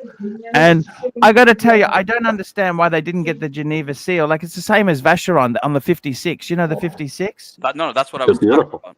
That's what I was talking about, was the Geneva. Audemars can't get the Geneva seal because they're not in Geneva, fucker. They're in Le Brassou. They're not in Geneva. Well, also, even if it was available to them, I don't feel like it would have been held against Audemars in the same way it would be held against Vacheron. Just with how modern Audemars markets themselves and presents their watches. I mean, nobody wants to buy a Vacheron without it being a Vacheron high horology, right? If you don't get the Geneva seal, you're not getting high horology. That's just how it is. Archie, do you think you can get into the? Do you think you could get into the Hour Lounge if you bought a 56? Will they let you into the club with the entry level? I told you I was asked to leave, right? I got rid of the 6405. Remember the 6405 I had? Yeah, that was Tusser's, the little. Let me just bring Tusser. Tusser's a bit of an OG. He likes watching the old videos. So Tusser, Archie used to have. I'm gonna pull it up for you actually. The 6405. What was the reference? 6405. 6405. Yeah, I'm probably gonna find his picture for you, Tusser. This is when I'm talking about Hour Lounge. Hour Lounge is basically the forums, the official forums. By the way, I just got thrown off Purist Pro again. I saw that. So this is the watch Archie thought would get him into the club, right? Some fucking dog shit. I think this is like what 31 mil. What is this? 31, 33 mil? Oh my god, 33 mil. Fucking shitter. And he thought he would get him into the Hour Lounge, right? So tell us the story. It got me in. It got me in.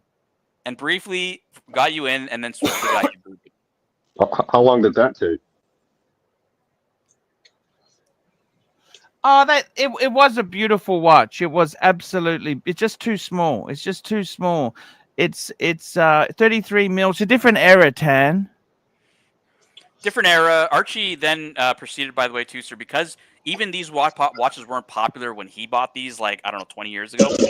Then he proceeded to try to like influence the rest of the internet by creating the Society for Thin Dress Watches. And I'm not even fucking with you here. Like, if you look up, I'm gonna look it up here. The Society for Thin Dress Watches. I think it's even still on the website. Even AI, Archie, look at this AI. The AI, when I Google this, the AI says there isn't much info about this, but then it pulls up your photo. For Society for Thin Dress Watches. But here's the So website. it was 12 years ahead of the geezer watch trend. Yeah, like Tusser, look, this is his website, the Society for Thin Dress. Archie tried to popularize. Actually, it's the same watch. It's the fucking 6405. And he's got this whole like article on his Luxury to Last website. So if you want to go for a good laugh, Tusser, if you like the old stuff, this is a bit of a goldie, I think. So it's still there. It's still on the internet. Oh yeah, it's on the Luxury to Last website, luxurytolast.com.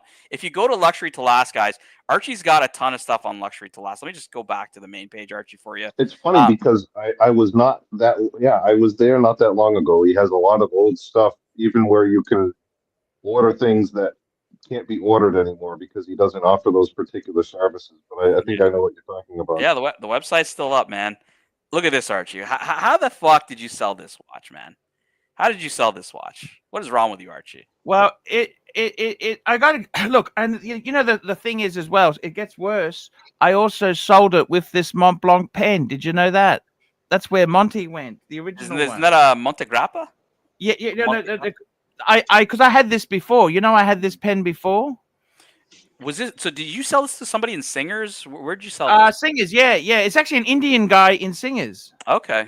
Yeah, I remember the video. You were having a beer with him, I think, while you were, and you gave him like some fucking I don't know, some wooden stick. I don't even remember why you used that. Was that for the pushers? I don't know, because they actually tell you not to use toothpicks for the pushers on certain watches, right? So I don't know. I think you were used the wooden stick to like for the strap or some shit. You gave him. Yeah, it's all cool. This was such a beautiful watch. You know, I actually think the 5107 with the smooth bezel, I think it's better than the 5127. You know, the later one? Yeah, I've only owned the 5127. I've never even tried on a 5107, so I couldn't really tell you. So the bezel's just, the only difference is the bezel. The thing is, they use the 315 movement. So this was Geneva Seal. Yeah, Geneva Seal. Yeah, nice. Yeah. So these came out early 2000s. Yeah. And what's up with the shitty lizard strap you have on it? You don't like that? You used to put these watches on some fucking janky straps. How can you be anti-Bukara when this is the kind of stuff you were wearing? It's a fair question. Oh no, this watch is beautiful, Tan. This is what made me really. I mean, you must admit, Tan, this is a no compromise. When I got that, it was a no compromise automatic Patek with a date. I mean, these were expensive. You know, they were never. To me, when I think Patek Philippe and Archie Luxury, I don't even think World Time. I know most of the chat thinks World Time. I think the 5107. When I started watching your channel, you know, this was the watch that you really were in love with, right? The thing is, like the 33 you put on. I mean, it's funny because Mark calls my Bukara like a ladies' edition, but frankly, like, and you say it's ugly, but is it about the price tag or is it about whether it's ugly? Look, I don't know. Tuser, I'll just tell you something about Mark Goldberg. He doesn't understand. He can't differentiate that. You know, Rolexes are basically the same watch. You know, he doesn't. He in his mind, they don't all look alike. You know, the rest of the world, if you showed them, Archie, if you showed like non-watch enthusiast or non-watch person a black GMT and a Submariner date side by side, most of them wouldn't know the difference. They'd be like, "Is that the same?" I argue they make 3 watches with different complications in them. That's the truth. Archie, you got. By the way, yesterday I sent a letter. I sent a letter to the CEO of Breguet asking for free swag.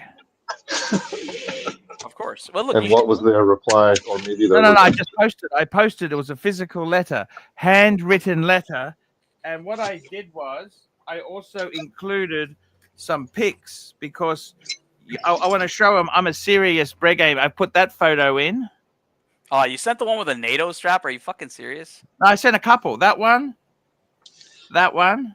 Yeah.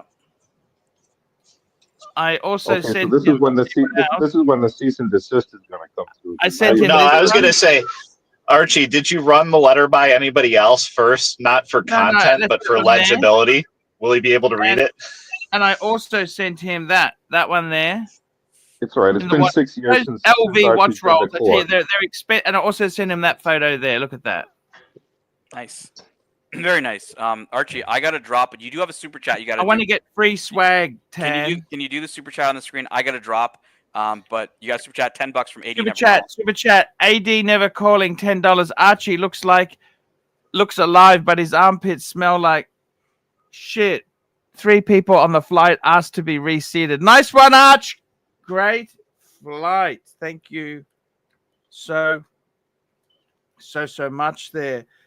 It's all happening today, guys. It is all happening today. It's all happening today. I sent you my sobrinos. I sent you that. I just got that size a few minutes ago, actually. I got a link taken. So. Let's have a look. You did send me that, didn't you? Yeah, it's the first sequence. It's the first in a sequence of 5. So it's kind of cool. That's the tan strap, and that's the stainless here. You like? Is the watch feels nice? Do you like it or not? What do you think? I like it. I think it was nice for the money. It's something different. I like the buckle there. Look at the buckle there. It's got a nice buckle. What kind of watch is it? It's got a beautiful box. Look at the box. It's got a really. Look at that. That's nicely. How do they do that? The humidor box? Oh, yeah. Yeah, fucking oath. I actually bought some cigars. Let me tell you something. When I came back from Asia, I actually, because Jerry's not doing so well, I bought because I didn't want to have too many cigars because fucking, if you get nabbed by customs, they're a bunch of assholes. Okay? Into Australia? Do you guys have the embargo as well? No, but we have very, very high taxes. Okay. Oh, so you have to declare it. Yeah. Well, I don't. You've got to be careful. They give you a little allowance, right? But if you like 2 bottles of wine and then 1 thing of cigars or something. No. One, when they say cigar, it's so many grams of tobacco. It's actually really, it's 25 grams. It's nothing. You know what I mean? Not good. Yeah. And the funny thing is, in my country, you've got all these illegal tobacconists. They're selling imported cigarettes under the table. So now I know why you posted your address. It's so I can send you all these cigars. Isn't that right? In the post. Yeah, well, I got my P.O. box, but I had someone sent me some, and sometimes they get caught. You know, it's one of these things. You've got to. Even in the post? Yeah. Oh, definitely in the post. What? They check this shit. There's no. How much can you send without them getting concerned about the same thing? I don't know. I'm just telling you. I had a whole lot. They sent me a bill for 600 Aussie dollars, and I thought, fuck, Holy that's smokes. Just crazy. Was I going through the airport? They probably just have some sort of algorithm saying if it's coming from here, we scan like X number of packages to check for contraband, and then the other ones get through. So it might just be a roll of the dice. That's really crazy. So that was through the airport they did that. They took note of it and then they sent you a bill. Yeah, it is fucking crazy. It is. I tell you honestly, they just fucking. It's a money grab. It's a money grab. But we've got another super chat here. This is from AD never calling $10. which has higher Schemgna content, Marcello's watches or the average penis? What is Schmegma? What is It's that? the cheese, Archie. It's something you don't want to look up. Okay, I'll check it out. What is it? I'm just checking No, now. you don't want to. It's too terrible. It's the cheese. You don't want to be cheesing, Archie. No.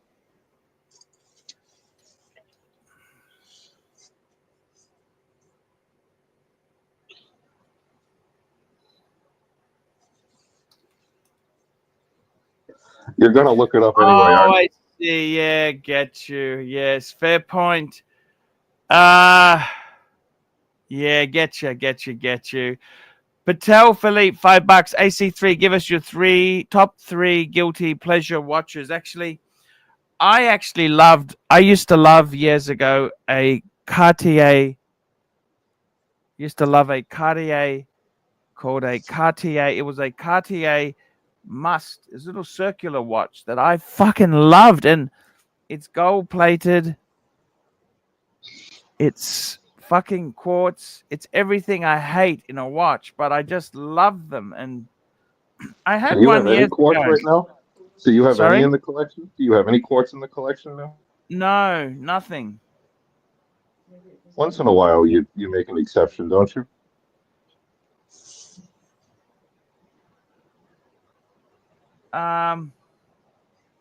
Look, Once in a I don't. while. Quartz, the funny thing is it used to be more acceptable 10, 15 years ago than now. I had a I think Cartier it's coming necklace.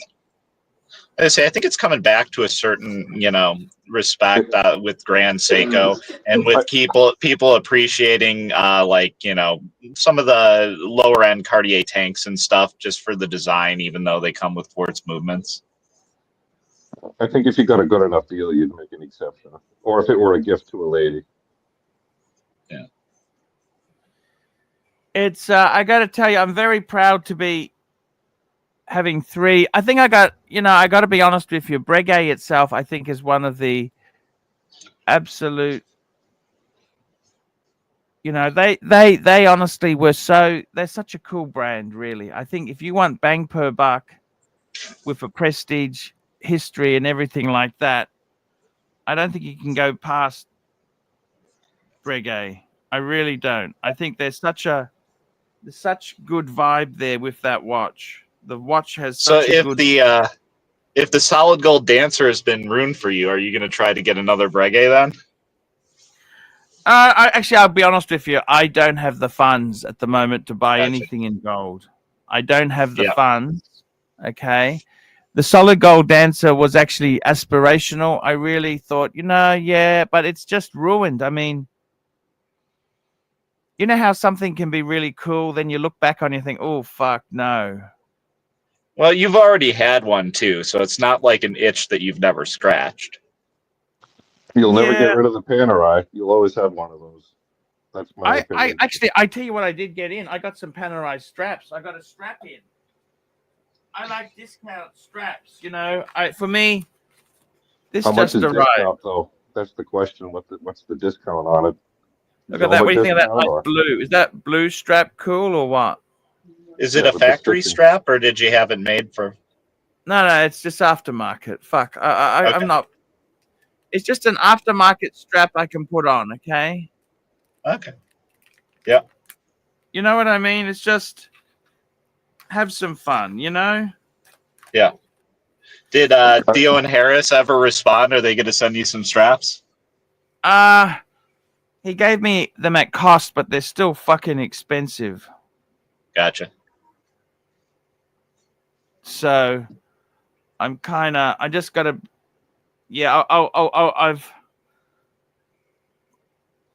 I don't have that many watches that take a 20 mil strap anymore. I got the Speedy. Yeah. I don't have that. I'm just thinking, not going to get as much use out of them as you might have thought initially. The factory ones are so expensive, and I know that was something that you recommended against, was to be penny wise, pound foolish with the straps. But I can get why you would do. I love strap. I love playing with straps. Put it on. Like I really, You know what watch I want back? I really want my Breguet on the NATO, and I've got another one. I got not a NATO, but it's actually it's a nylon sailcloth, normal sort of strap. Okay, not a NATO. I think your rose gold Breguet on the NATO. I think I like that just because it irritates so many people. Yes, that's always a good thing. Yeah. Other guilty pleasure, I got to tell you, top 3 guilty pleasure watches. I really liked the Tudor. So they had the Cartier. I really loved a Tudor. I'm going to see if I can find a picture. A Tudor. I had the Hydronaut at one stage. Oh, yeah, that is not a loved watch. But you know what? What I respected on it,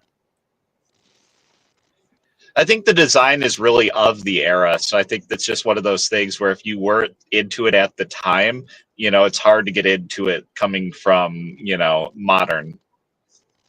let me show you the watch that I fell in love with. Okay, this is guilty pleasure. Okay, I'm going to show this to you.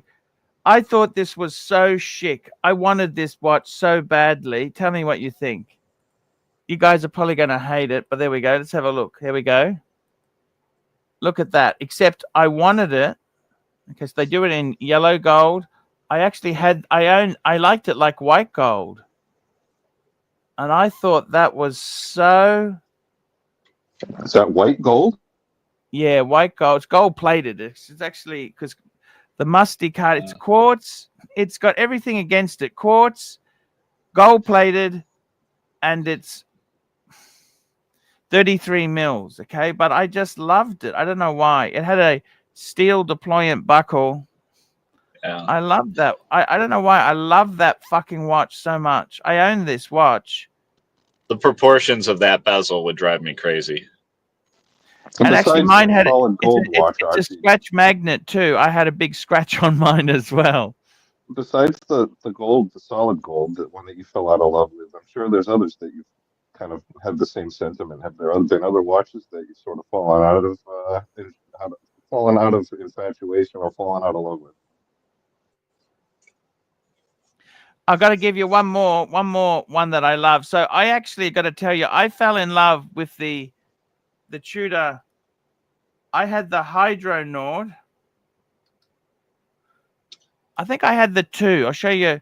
Yeah, that's what mine was like this here. Okay. Like that first one there. That's the one I had. See that there? The second line? That's the one I had. I actually fell in love with it. The quality is actually pretty damn good on it. Yeah. And one more guilty pleasure. What's another guilty pleasure? Fuck. I had a Dunhill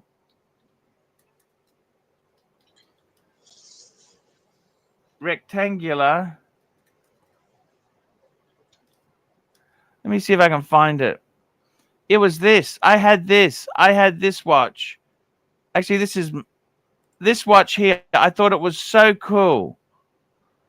Now, the only problem was it was fucking quartz, okay? There you go.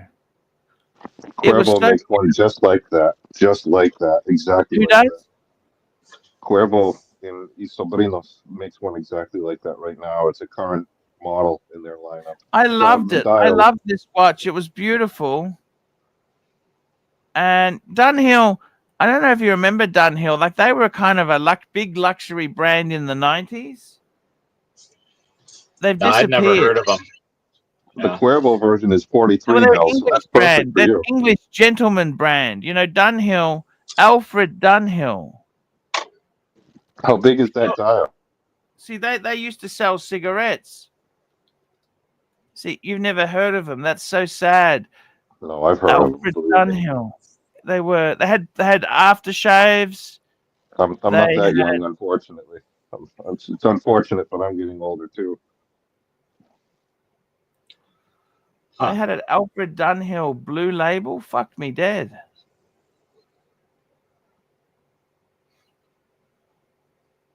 They had some really good shit. How big is the dial, though? How big is it, or the case? Which one are we talking about? The Dunhill, the one that the square dial. Well, it's rectangular, so proportions are different. Uzi, Right. what's going on, Uzi? Did you play Plastic's Round 2 Dance Off? It's in the chat. Click the link. It's in the chat. Actually, you know what? The guy is a cheap fuck. Cheap gas, cheap processed meats. I'm kind of... Archie, it's Round 2, the Dance Off. The blue versus Okay, the 1 black minute. dial. It's in the 1 minute. chat, Archie. Patel Pull it up. Philippe, $2. Tusa Arch used to have a quartz Patek. Yeah, I did. We're catching up there, Uzi. 1 minute. So I had a Patek 3944. This was 33 mil. Actually, that's actually my... That is my photo. There you go. That is my photo.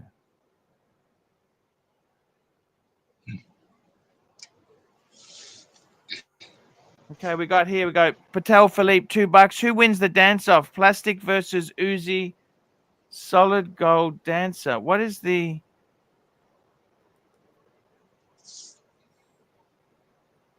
So he's made another video? It's Round 2, Dance Off. Okay. Why do they call him plastic, or why does he call himself plastic?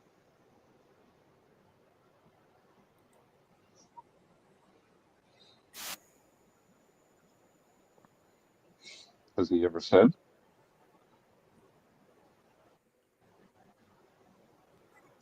So, what I like to do, eat good fresh fruit, lots of grapes.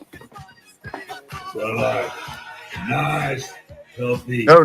This is the wrong. That's the wrong short. You gotta get the Round 2. Round Yeah. 2. Who's to win this round and be the champ? Solid gold dancer. We got Plaza with the blue dial, Uzi with the black dial. Vote in the comments below. Come on, guys. Who wins? Solid gold dancer. Peace out.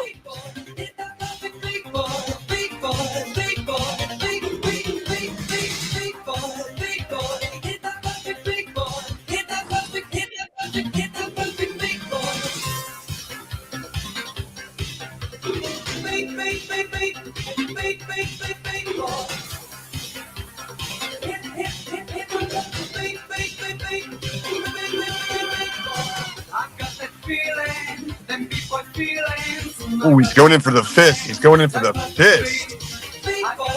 Fist in there. Here we are, guys. Round 2. Who's going to win this round? I don't know if anyone really cares. That's fucking You know, hysterical. That's the funniest shit I've ever seen in my life. That's great. The guy's a fucking genius. Sorry, guys. Take it easy. That was fucking great. He's never said where that nickname comes from, plastic? No? Plastic.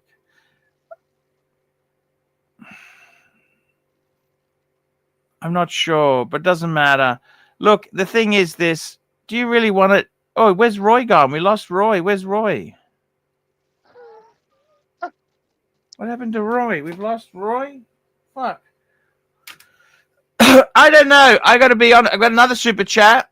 We got Frank V, $5. Arch, help me pick Grand Seiko or a oh fuck. You'd go for the Breguet. That's a no-brainer, it's called. Why would you even contemplate?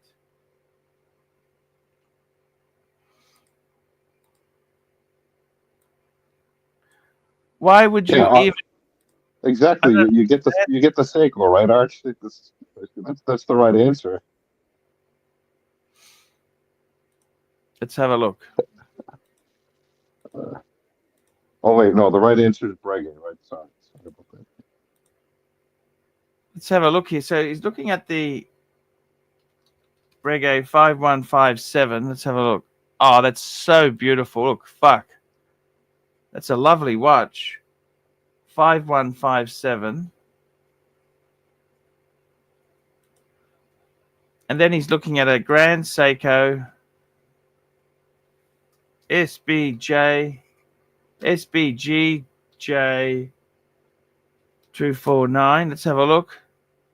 They're two very different watches, but you know, I don't mind this. I got to be totally honest with you. I quite like this GMT. They're so different. One's steel, one's precious metal. They're so different.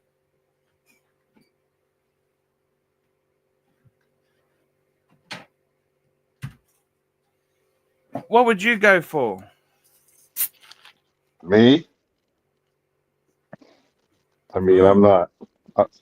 I'm not going to say the right answer. I think you know the right answer for me, but maybe not the right answer for you. I would go with the Grand Seiko probably. Yeah, for the money. Grand Seiko's a great watch. Yeah, there's a lot of good deals around here for them actually, even from the AD. I think bang for buck, you can't really beat it. It depends what you're using it for. I think in certain, you got to remember, dress watches. You can. It's a different genre. I got a bit of a headache today. I'm just taking a headache tablet. For a dive watch, again, I use my stuff for diving. So would I put a $4,000 item to go diving with? No, probably not. I would use my Hamilton or a Mathé Tissot, and I would make sure the seals are serviced properly, and I wouldn't feel bad if something happened to it. But for a dress watch, again, I look for different things like that solid gold case Booker, but that doesn't appeal to you. So no, we got Bear Clooney joining us. Hello, Bear. Hello, gentlemen. How are you? It's the first time, Bear, that I've been on live stream with you. I've written to you, obviously, but I've not actually been on the stream with you together. Well, it's nice, right? It's about the time. It's about the time. You got some super chats, big boy. Hey, thank you, sir. We got a super chat. Rich Mitch, £2. Top 3 watches you should love but you hate. Top 3 watches you should love but you hate. I hate blank pane. I hate solid gold Rolexes. I hate Cartier. There you go. Super chat, Muhammad Ali, £5. Tan, still dreaming of the Aquanaut. How is your Aquanaut, Bear? You really hate Cartier? Like you said that. That was really weird. So easy comment to make, yet you broke my heart. There's so many other choices. So many. You hate Cartier. I mean, I don't think it's good value. That is so sad. That's such a sad. By the way, I wanted, when I was in Hong Kong, I wanted to buy my wife a Cartier Banois she had before. You know that watch she had before? I cannot get over this comment. This comment is just so depressing. It's like my pontiff says he hates Cartier. I fell in love with Cartier even more because of my pontiff.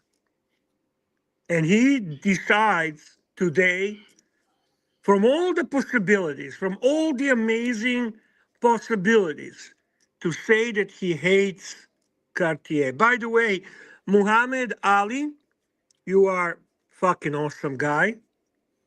You bought that Pepsi. That Pepsi's fucking awesome. That's my favorite Rolex. And yeah, the Aquanaut is my favorite Patek. So I really hope, brother, that sooner or later you put that beautiful Patek Philippe on your wrist, because I know you will love it. I love that watch. Have you been wearing it much? Yeah, actually, that's the watch I wear quite a bit. Let's remember, I have one in steel, which is discontinued. And it's nice on a rubber strap, though I do love the idea of having them on a bracelet. It's a very, very comfortable watch to wear. It's really gorgeous. It wears nice on the wrist. And I have not experienced any buyer's remorse on that watch. By the way, Archie, you do have sticker. Thank you. We got a few super chats. Let me catch up there, Bear. Yeah. We got Patel Philippe, $5. Torsa. It comes from Archie talking about plastic water pumps in the Beamers. Oh, yes, because Plastic bought an X5. That's the SUV. I And see. I mentioned plastic water pumps. Yes, plastic. We got Patel Philippe, $5. Torsa, take Archie shopping on a watch brand you like that you know he'll hate and pick a watch for AC3. Okay, Yeah, let's go. Frederic Constant, that's an easy one, right, Arch? Or a long jean. But I think Where do we go? Joma? We go Joma shop? yeah, why not? Yeah, we'll go Joma shop. That's the For only me, way I'm to having be. some ice cream. I'm actually enjoying some ice cream. What flavor? Can I actually, Bear? Would you mind if I went and got some ice cream myself to enjoy with you? No, you got a work to do, big boy. You're getting paid. Got You new cannot flavors, Bear. pocket. Honeycomb, Bear. For a bear, honeycomb, No, Bear. I said you go. I jump off. You leave. I jump off. Okay. Look at this. So this is Joma's shop. How do I find quality stuff? Oh, I have to like it. Okay, so that wouldn't be Frederic Constant or long jeans. How about this? How about Bomb and Mercier? At least I like that one. I They've know got that a you will. Rolex Submariner. It's $23,000. Are they? That's Aussie. Oh, this is Aussie. Fuck. It knows my location. That's not competitive. Some of it is and some of it isn't. I don't think the Rolexes are. I My really don't God, think they're expensive, Bear. yeah. But the Breitlings are actually pretty competitive. I saw a Navitimer new 1800 a few days ago. They'll run specials. They'll run it for a few days, and then they'll take it and put it at A full price Navitimer again. for $1,800. What? That's what I'm saying. If you look under Breitling, I'll show you which one it was. Huh. And I'm not a Breitling guy, but I know that you would have preferred that to some of the other choices that I would make. So if you look, that's the one I think. I think that one of those. It's a very plain Jane leather strap. You I think guys they marked shop it up on to you 27. actually think this is a good site to shop on? I don't know. Sometimes it is. Tusa's Sometimes driving. it He's is. in super chat. He's taking me shopping. Oh, I see. I got it. Yeah, it's one of those. It's one of the Navitimers. It's a very basic Navitimer, the ugliest one on So there. it's a non-chronograph Navitimer. Is that right? That is correct. They marked it back up to 27, but they marked it down $1,000 for a few days, and that's what they do. They will do that. You have to kind of watch it, and it's kind of a game. And sometimes they don't advertise the prices the same way. They'll give you a coupon or whatever. I think it's a good site, not for all the wins and not all the time, but Static. yeah. 12 million is the highest that you'll pay for a Patek on that website. 12.5. That's the highest watch price that I've seen on that website. So what are you looking to buy, Tosser? I'm not looking to buy anything, but we have a super chat that wants me to take Archie shopping for a brand that I like, that I know that he will hate. So I suggested Bomb and Mercier since I bring it up so much. But they've got a nice GMT. Oh, they got all the Breitling bits. Look, they got all the bits too. They do. Mercier, Tosser, Bomb. Oh my God. Yeah, with their new Bombatic movement. Yes. The new 5-day Don't know movement. about that, man. Oh, Bear, what did you think about my my Cuervo that I just picked up? My Cuervo Isobrino. Oh, you picked up. I'm familiar with the brand. Full screen. Bring it up now. Show it. Let's see it. Well, this one's on the steel. It came with steel and it came with a canvas. The steel isn't quite as impressive, but it's a GMT and it's their CYS movement that's based on a soft rod that they've modified. Okay. So, yeah, the other strap is a bit nicer, and Archie has a photo of that. Show us the photo. It came with a nice cigar box too, actually. Yeah, that's which he their has a gig, photo. right? That's their niche. They're kind of playing toward the cigar aficionados, right? Yeah, and you know something, I go to this jewelry store all the time. It's a chain store around here to get my things adjusted, and it brought attention, and I was really surprised. People saw that from across the room, and it was just something different that people hadn't seen before, and it was interesting. So I didn't think it would get that kind of attention, but it did. So, for a couple of $1,000s, I thought it was a nice watch for what it offered. Yeah, it's interesting. I like the concept. Okay, I'm a bit of a cigar aficionado myself. Uh, Yeah. the watch that I wanted to get is the Zenith Cohiba 1966 for their Hmm. anniversary. But it was a little bit expensive. It's in a precious metal, but I do like the idea of watch that kind of reflects on the whole hobby of the cigar smoking. This is the nice little box that it came in, and I'm not sure how well you can see it, but it's actually I kind of like neat. that. I like that. And this is the other strap. It's quick release, so I can remove it, and put it on. But it has the seal on the bottom, and it's got a little butterfly to. It's really quite nice. They made 5 of these. They made 5, and they said that they didn't market them. They have I other see. versions.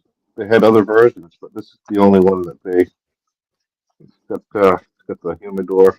Kind of neat. That box, I like that box a lot, actually, to be honest with you. I It's the like the nicest look of it. box I've So seen. what was the Yeah. total price on that? How much did you pay for it? After my coupon, I think it was 17 something, 17.50, let's say. Yeah, Not cheap, yeah. not cheap. What movement is inside? It's a CYS movement. CYS, I forget what caliber, but I did send a picture to Archie. I can tell you what caliber it is. No, it's just, is it a Swiss? Is it ETA? No, it's a Swiss soft rod movement. That's what it is. It's a Swiss modified soft rod movement, Okay, okay. CMT. I got it. Archie, you Yeah. gotta pick up the rest of the super chats. Otherwise, nobody's gonna super chat you, big boy. Okay. Well, how do we scroll through? Did we lose Archie? I don't know. How Archie, do we get? are you there, Archibald? Oh man, he ran Okay. away to get his ice cream. Yeah, That's what happened. he's done that. I can't pull up the chats on the phone, but you might be No, able to. I Yeah. figure maybe he just dropped off. Who knows? Who knows? I'm sure he'll be there. Tan, if you're in a chat, can you bring up the William Gudrian super chat? Which, by the way, doesn't make sense reading if Archie's not here, so we're not going to even bother on that. Oh, I see. Hold on. What do we have? You got some really crackly static on yours too. So do you get that, Bear? Is that crackly for you? Did you get your ice cream? No, no, no. I just had an internet problem. You told me not to leave my chair. Did you get He your had a ice cream? brain freeze. I was told not to leave the chair. I'm working, Bear. I am working. That's right, Archibald. Get to next super chat, big boy. Okay. We got William Gaudry and €2. Nobody in my life likes Breguet. Me neither. Rolex. I don't think Hey, that's William, true. I think William, hang on. William Gudrian is a proper Rolex man. He's a Rolex man. He's on Instagram. I follow William Gudrian. He's a good man. He's a big Archie fan. He loves Archie, but he doesn't like Breguet, Archie. He doesn't like Breguet, Archibald. yeah. What are we going to do, Archie? How do we turn these fuckers around? How do we make them understand that it is such a prestigious thing to be a Breguet man? Snip your chair. What did you say, Yeah. Ken? It's tough, Archie. It's hard. It's hard. It's very tough. Look, Breguet, I tell you honestly, there's no other brand. I'll be honest with you, Bear. I If tell you I could something, have, when I watched your catwalk in front of the Breguet store, in front of the Breguet AD, yeah, that was fucking pure class. That catwalk itself signifies what Breguet man is all about. yes. Fucking A. And look at the shirt you're wearing. You don't fuck around with fucking t-shirts anymore. You are a proper Breguet man. Let's just run the commercial, Bear.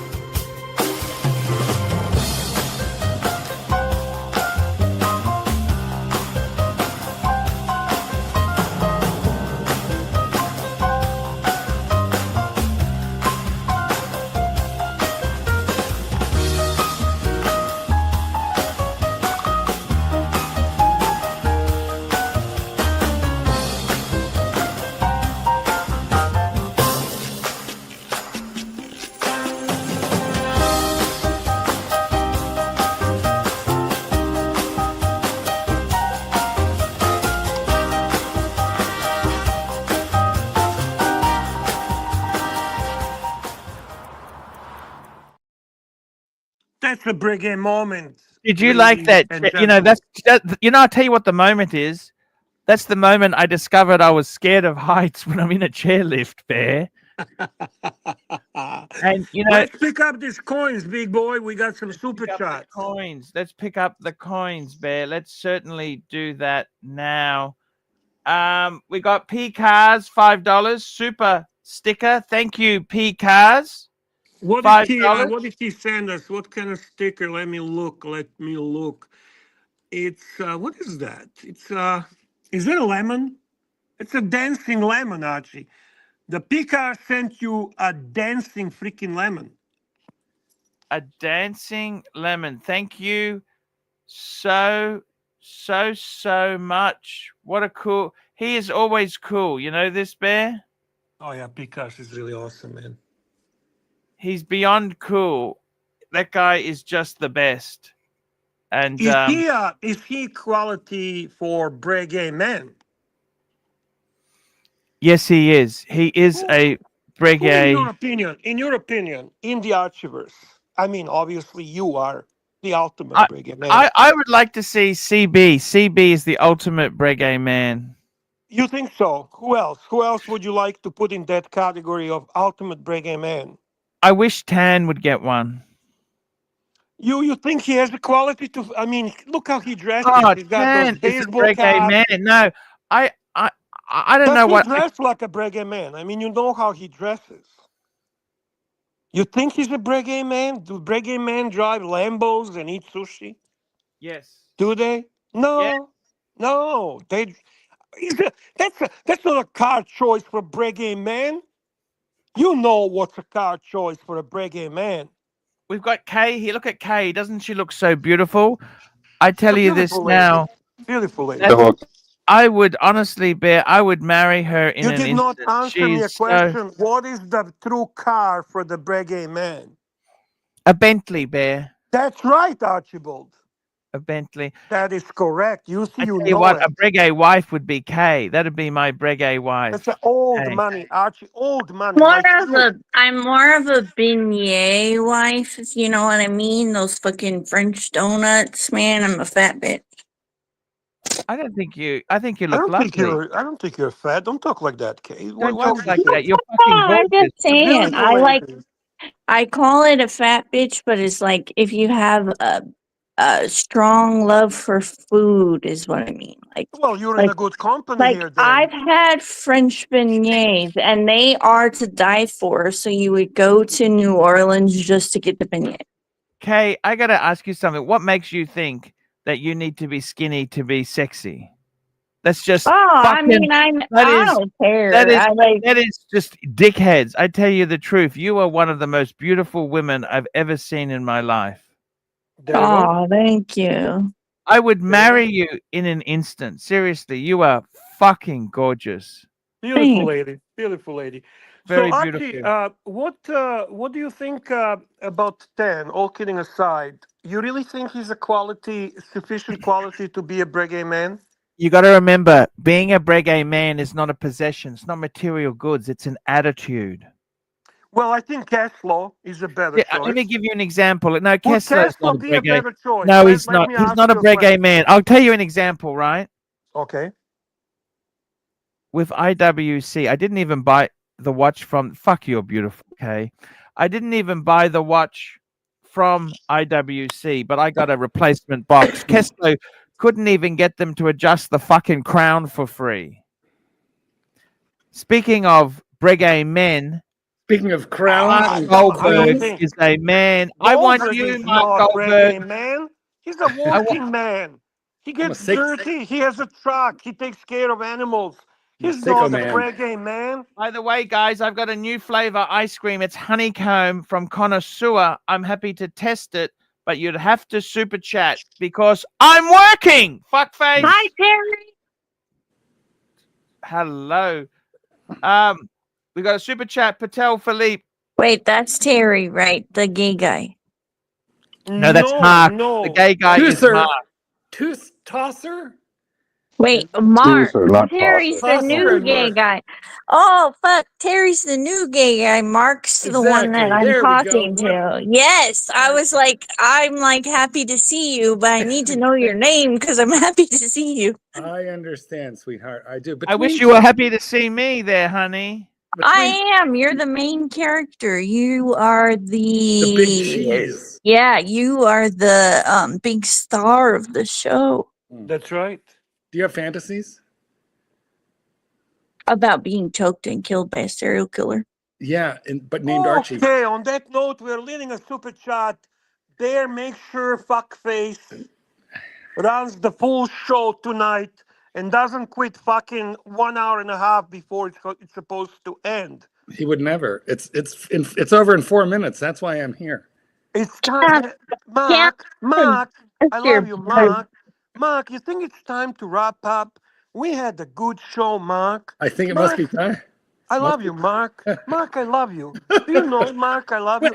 Are you think we had a channeling good Archie? show. Wait. Okay, we got a super chat here. Patel Philippe, $5. Bear titties come out and Mark shows up. I submit this as Exhibit A. Actually, I must confess, I just sent the link to Mark because I wanted to get. You I think didn't. Mark, by the way, Mark, can I show you something? If you don't send me a link, I don't even know you're on. But yes, show I me could something. show you real titties, but I don't think you're allowed on this. I think we're allowed. I 100% we're allowed. Okay. I went as I was coming home. By the way, I wanted to show Kay this. Look at this bear. Look at this That's bear. cute. Oh, This is- cute bear. It's a Peninsula Hotel bear. Fuck me dead. That's for I didn't realize the exchange rate. This is a $90 bear. Now, is that on its way to me? He's that winging its way? expensive. Is that coming here? No, that's a bear I got for a side piece, but I I'm thinking see. about keeping it for a bit. Okay. Yeah, I understand. You should spray it with some cologne so it smells nice. Hi, you guys like my titties? I show it off for you all. All right, well, hold on. Let's have a closer look. These is real titties. Well, those are some real tassels too. Can you make them go in opposite directions? Oh yeah, I can make them fly. I got an eBay bear in. I'll show you. I just bought this. Serty, what is wrong with you? I'm trying to help a brother out here. Yeah, that's a bear. Oh, I love him. He looks fuzzy. I like the It's a first one Harrods better. bear. I like the first one better, Archie. actually, to be honest with you. Archie, do you smell good? Archie? Actually, my aftershave for today is this. Ooh, you smell jazzy. You all better watch out. You wearing YSL. And Marky, for you, Marky. I'm gonna Look at that. Look how cute that is. Oh, you wanted the receipt and the bag, is that That's right? the cutest The hang one, tags, actually. everything, That's the all the- cutest all I one. haven't taken the hang tags off. I was gonna take them off, but you say leave them No! on. We need all the bits and bobs. That's the cutest one, I think. Exactly. There's a hole in it for a wiener. Well, it has its own wiener hanging off the back. I hope it's not bigger than me. That'd be upsetting. Don't you just love wieners? I kind of do. Me too. I know. I'm thinking about keeping the Peninsula bear for myself, actually, after I realized I fucked up the exchange rate in my head. Super Deep chat. inside you. Super chat. I can't believe I paid $30 for 4 pieces of chocolate from that place. Patel Philippe chat. Well, there's some actually before that, Marky. We missed last time, like a Little Dave is $5. That's the first one. that Little should be Dave, out. $5. Ice cream. I got to get the ice cream, bear. Yeah, Now, he this paid is- for it. He paid This for is it. a new flavor. Okay. And what I'm going to do is I Oh, actually there's- have got a spoon. This is my dieting spoon, bear. Eat it slowly. That's never going to happen. It's a diet You spoon, bear. you got 2 people paying for your ice cream, Archie. And you've been instructed to eat slow. So Okay. why don't you thank Little Dave and JD Montreal? JD Montreal, $7. Ice cream fund and eat it slow on the stream, big boy. Very kind. AC3, play what's in the vid. This is a vid. So start the vid and then go while the vid is playing. You can go and get the ice cream. Look how smart Bear is. And while you're doing that, the road again. Oh, he's the tow truck man.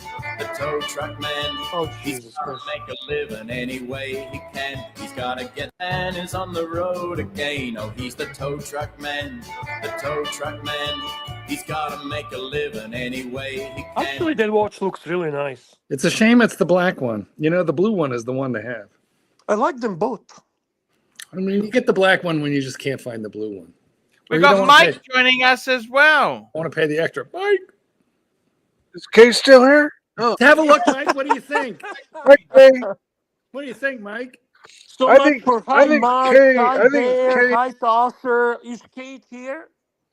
Those is fake titties, I hope you know. Yeah, we know. I wanted there's to no say tattoos. that I think Kay is absolutely wonderful. Thank you. You just all of you, you know, your personality and everything you're bringing to the show, your spiciness. But And the tits top it all, right? The tits are above all. I'm a weird, lonely bitch. Yeah. You know what? I would like everybody to know that Surdy Danny cock blocked me from getting Kay to show her boobs. I was going to do it, but Surdy Danny threw himself and said, no, she'll do it. I'm like, threw no. himself in front of the bus. Oh, I thought it was, but I don't Hold know. on. What's that, Case? Do you want me to do it while Archie's gone? I think that's the best time. You don't want Archie leering at his screen, licking his camera, hurting himself. He could get electrocuted, and he's the main star. Don't hurt him. Just show us. Quick. Yeah. There we go. Night. You know what? You know what, Surdy Danny? Go fuck yourself. That was courtesy of Goldberg. You're welcome. Well, of course, NK. Beautiful. I think we've got some ice cream here. Ice cream. This is You a didn't miss new anything, flavor, Archie. Bear. Archie, you We're didn't miss anything. gonna make this stream private after. You didn't okay? miss anything. You didn't miss anything. Don't worry. Archibald, make it private after, okay? It belongs to the members area only. Members, that's what I meant. Yeah. You Don't need to worry, pay we're for gonna this one. try this ice cream. I'm gonna eat it slowly, Bear. What flavor are you having there, This is Archibald? honeycomb and Australian honey. Oh, that sounds delicious, man. Yeah. Does it have kangaroo's butthole in it? It's Australian. It has Australian A lot honey. of happy people in the chat, Mark. Restart the stream. Restart the stream, guys. Restart it. Guys, you're welcome. Why? You got haters. They're going to report you. Hurry up and restart it. See ya. Report for what? I didn't even show my nipple. I don't even think this is a Harrods Bear. Actually, what's going on with you, man? What a fucking guy.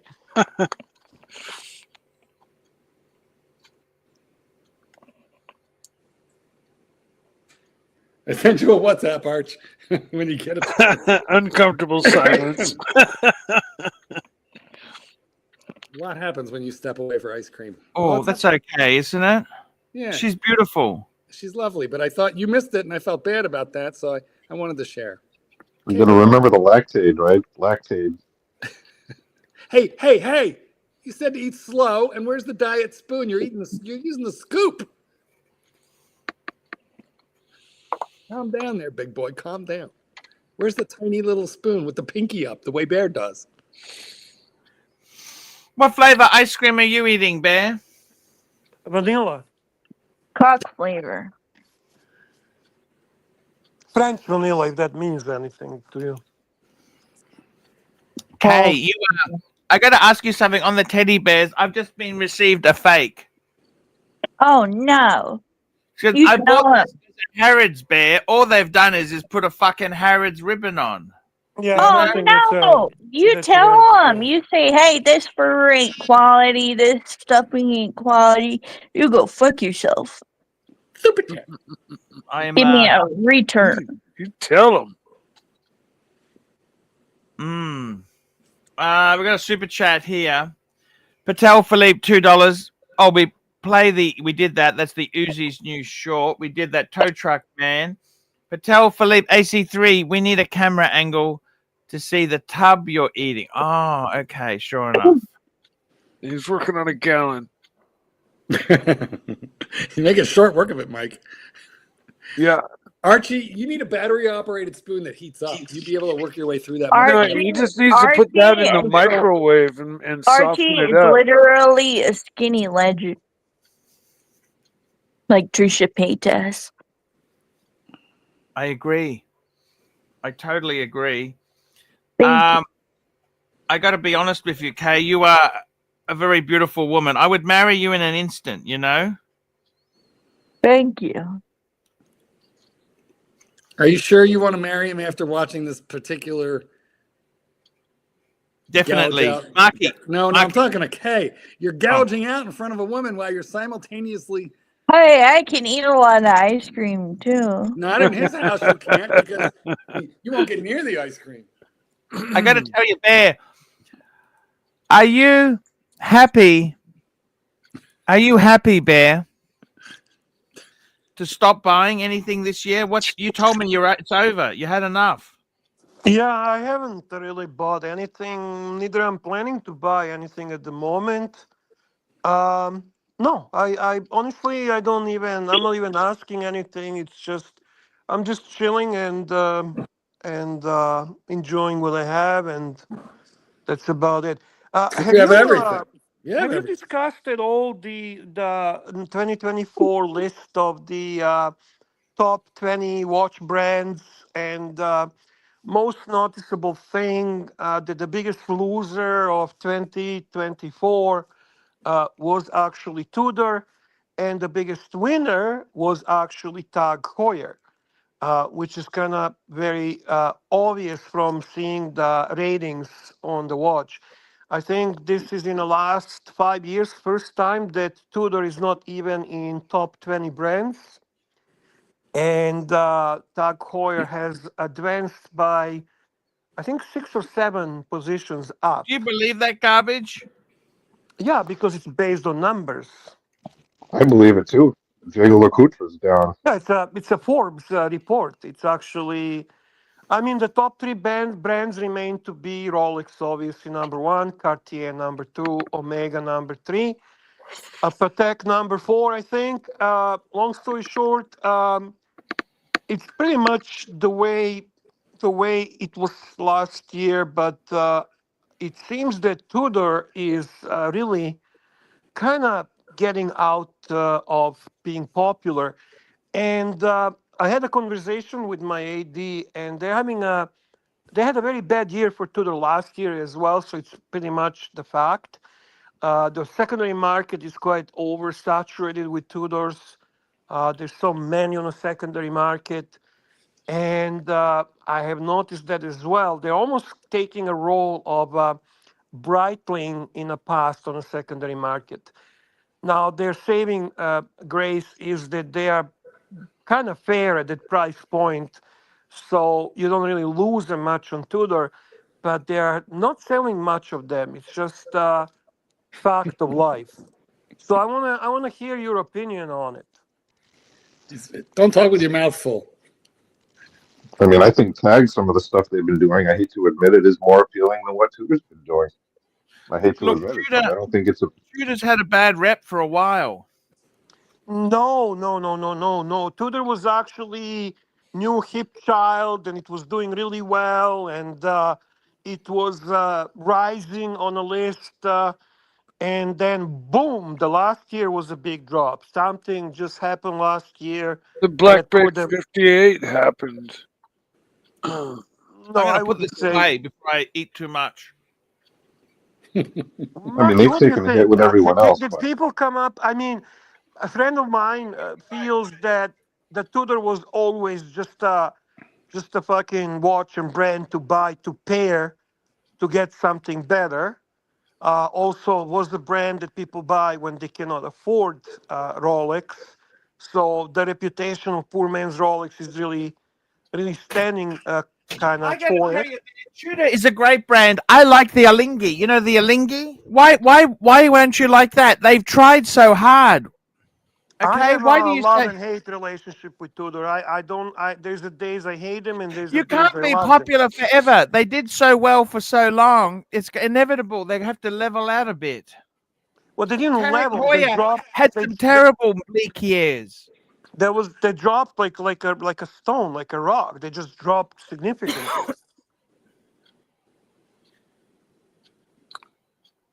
I know, Mark, you're not fan of Tudor anyway, but I own 4 of them.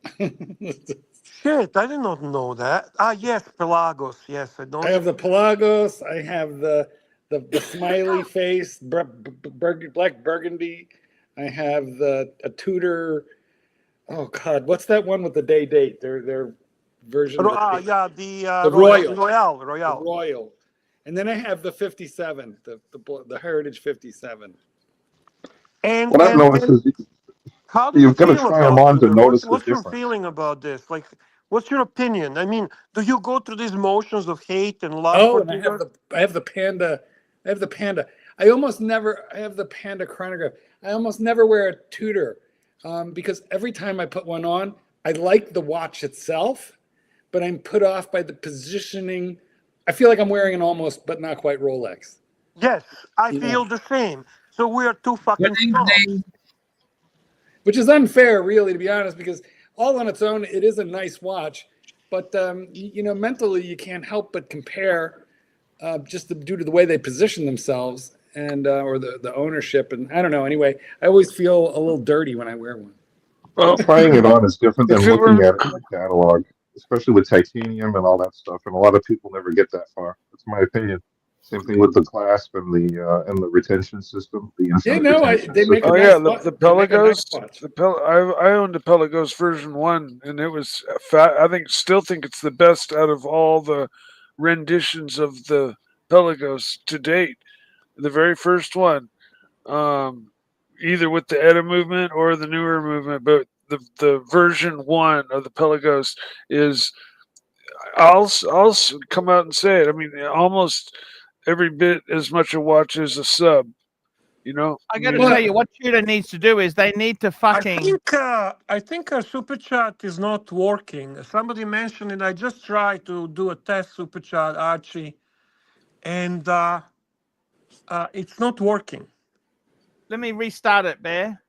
Okay. I'll end this stream and start a new one. Okay. All right. Thank you.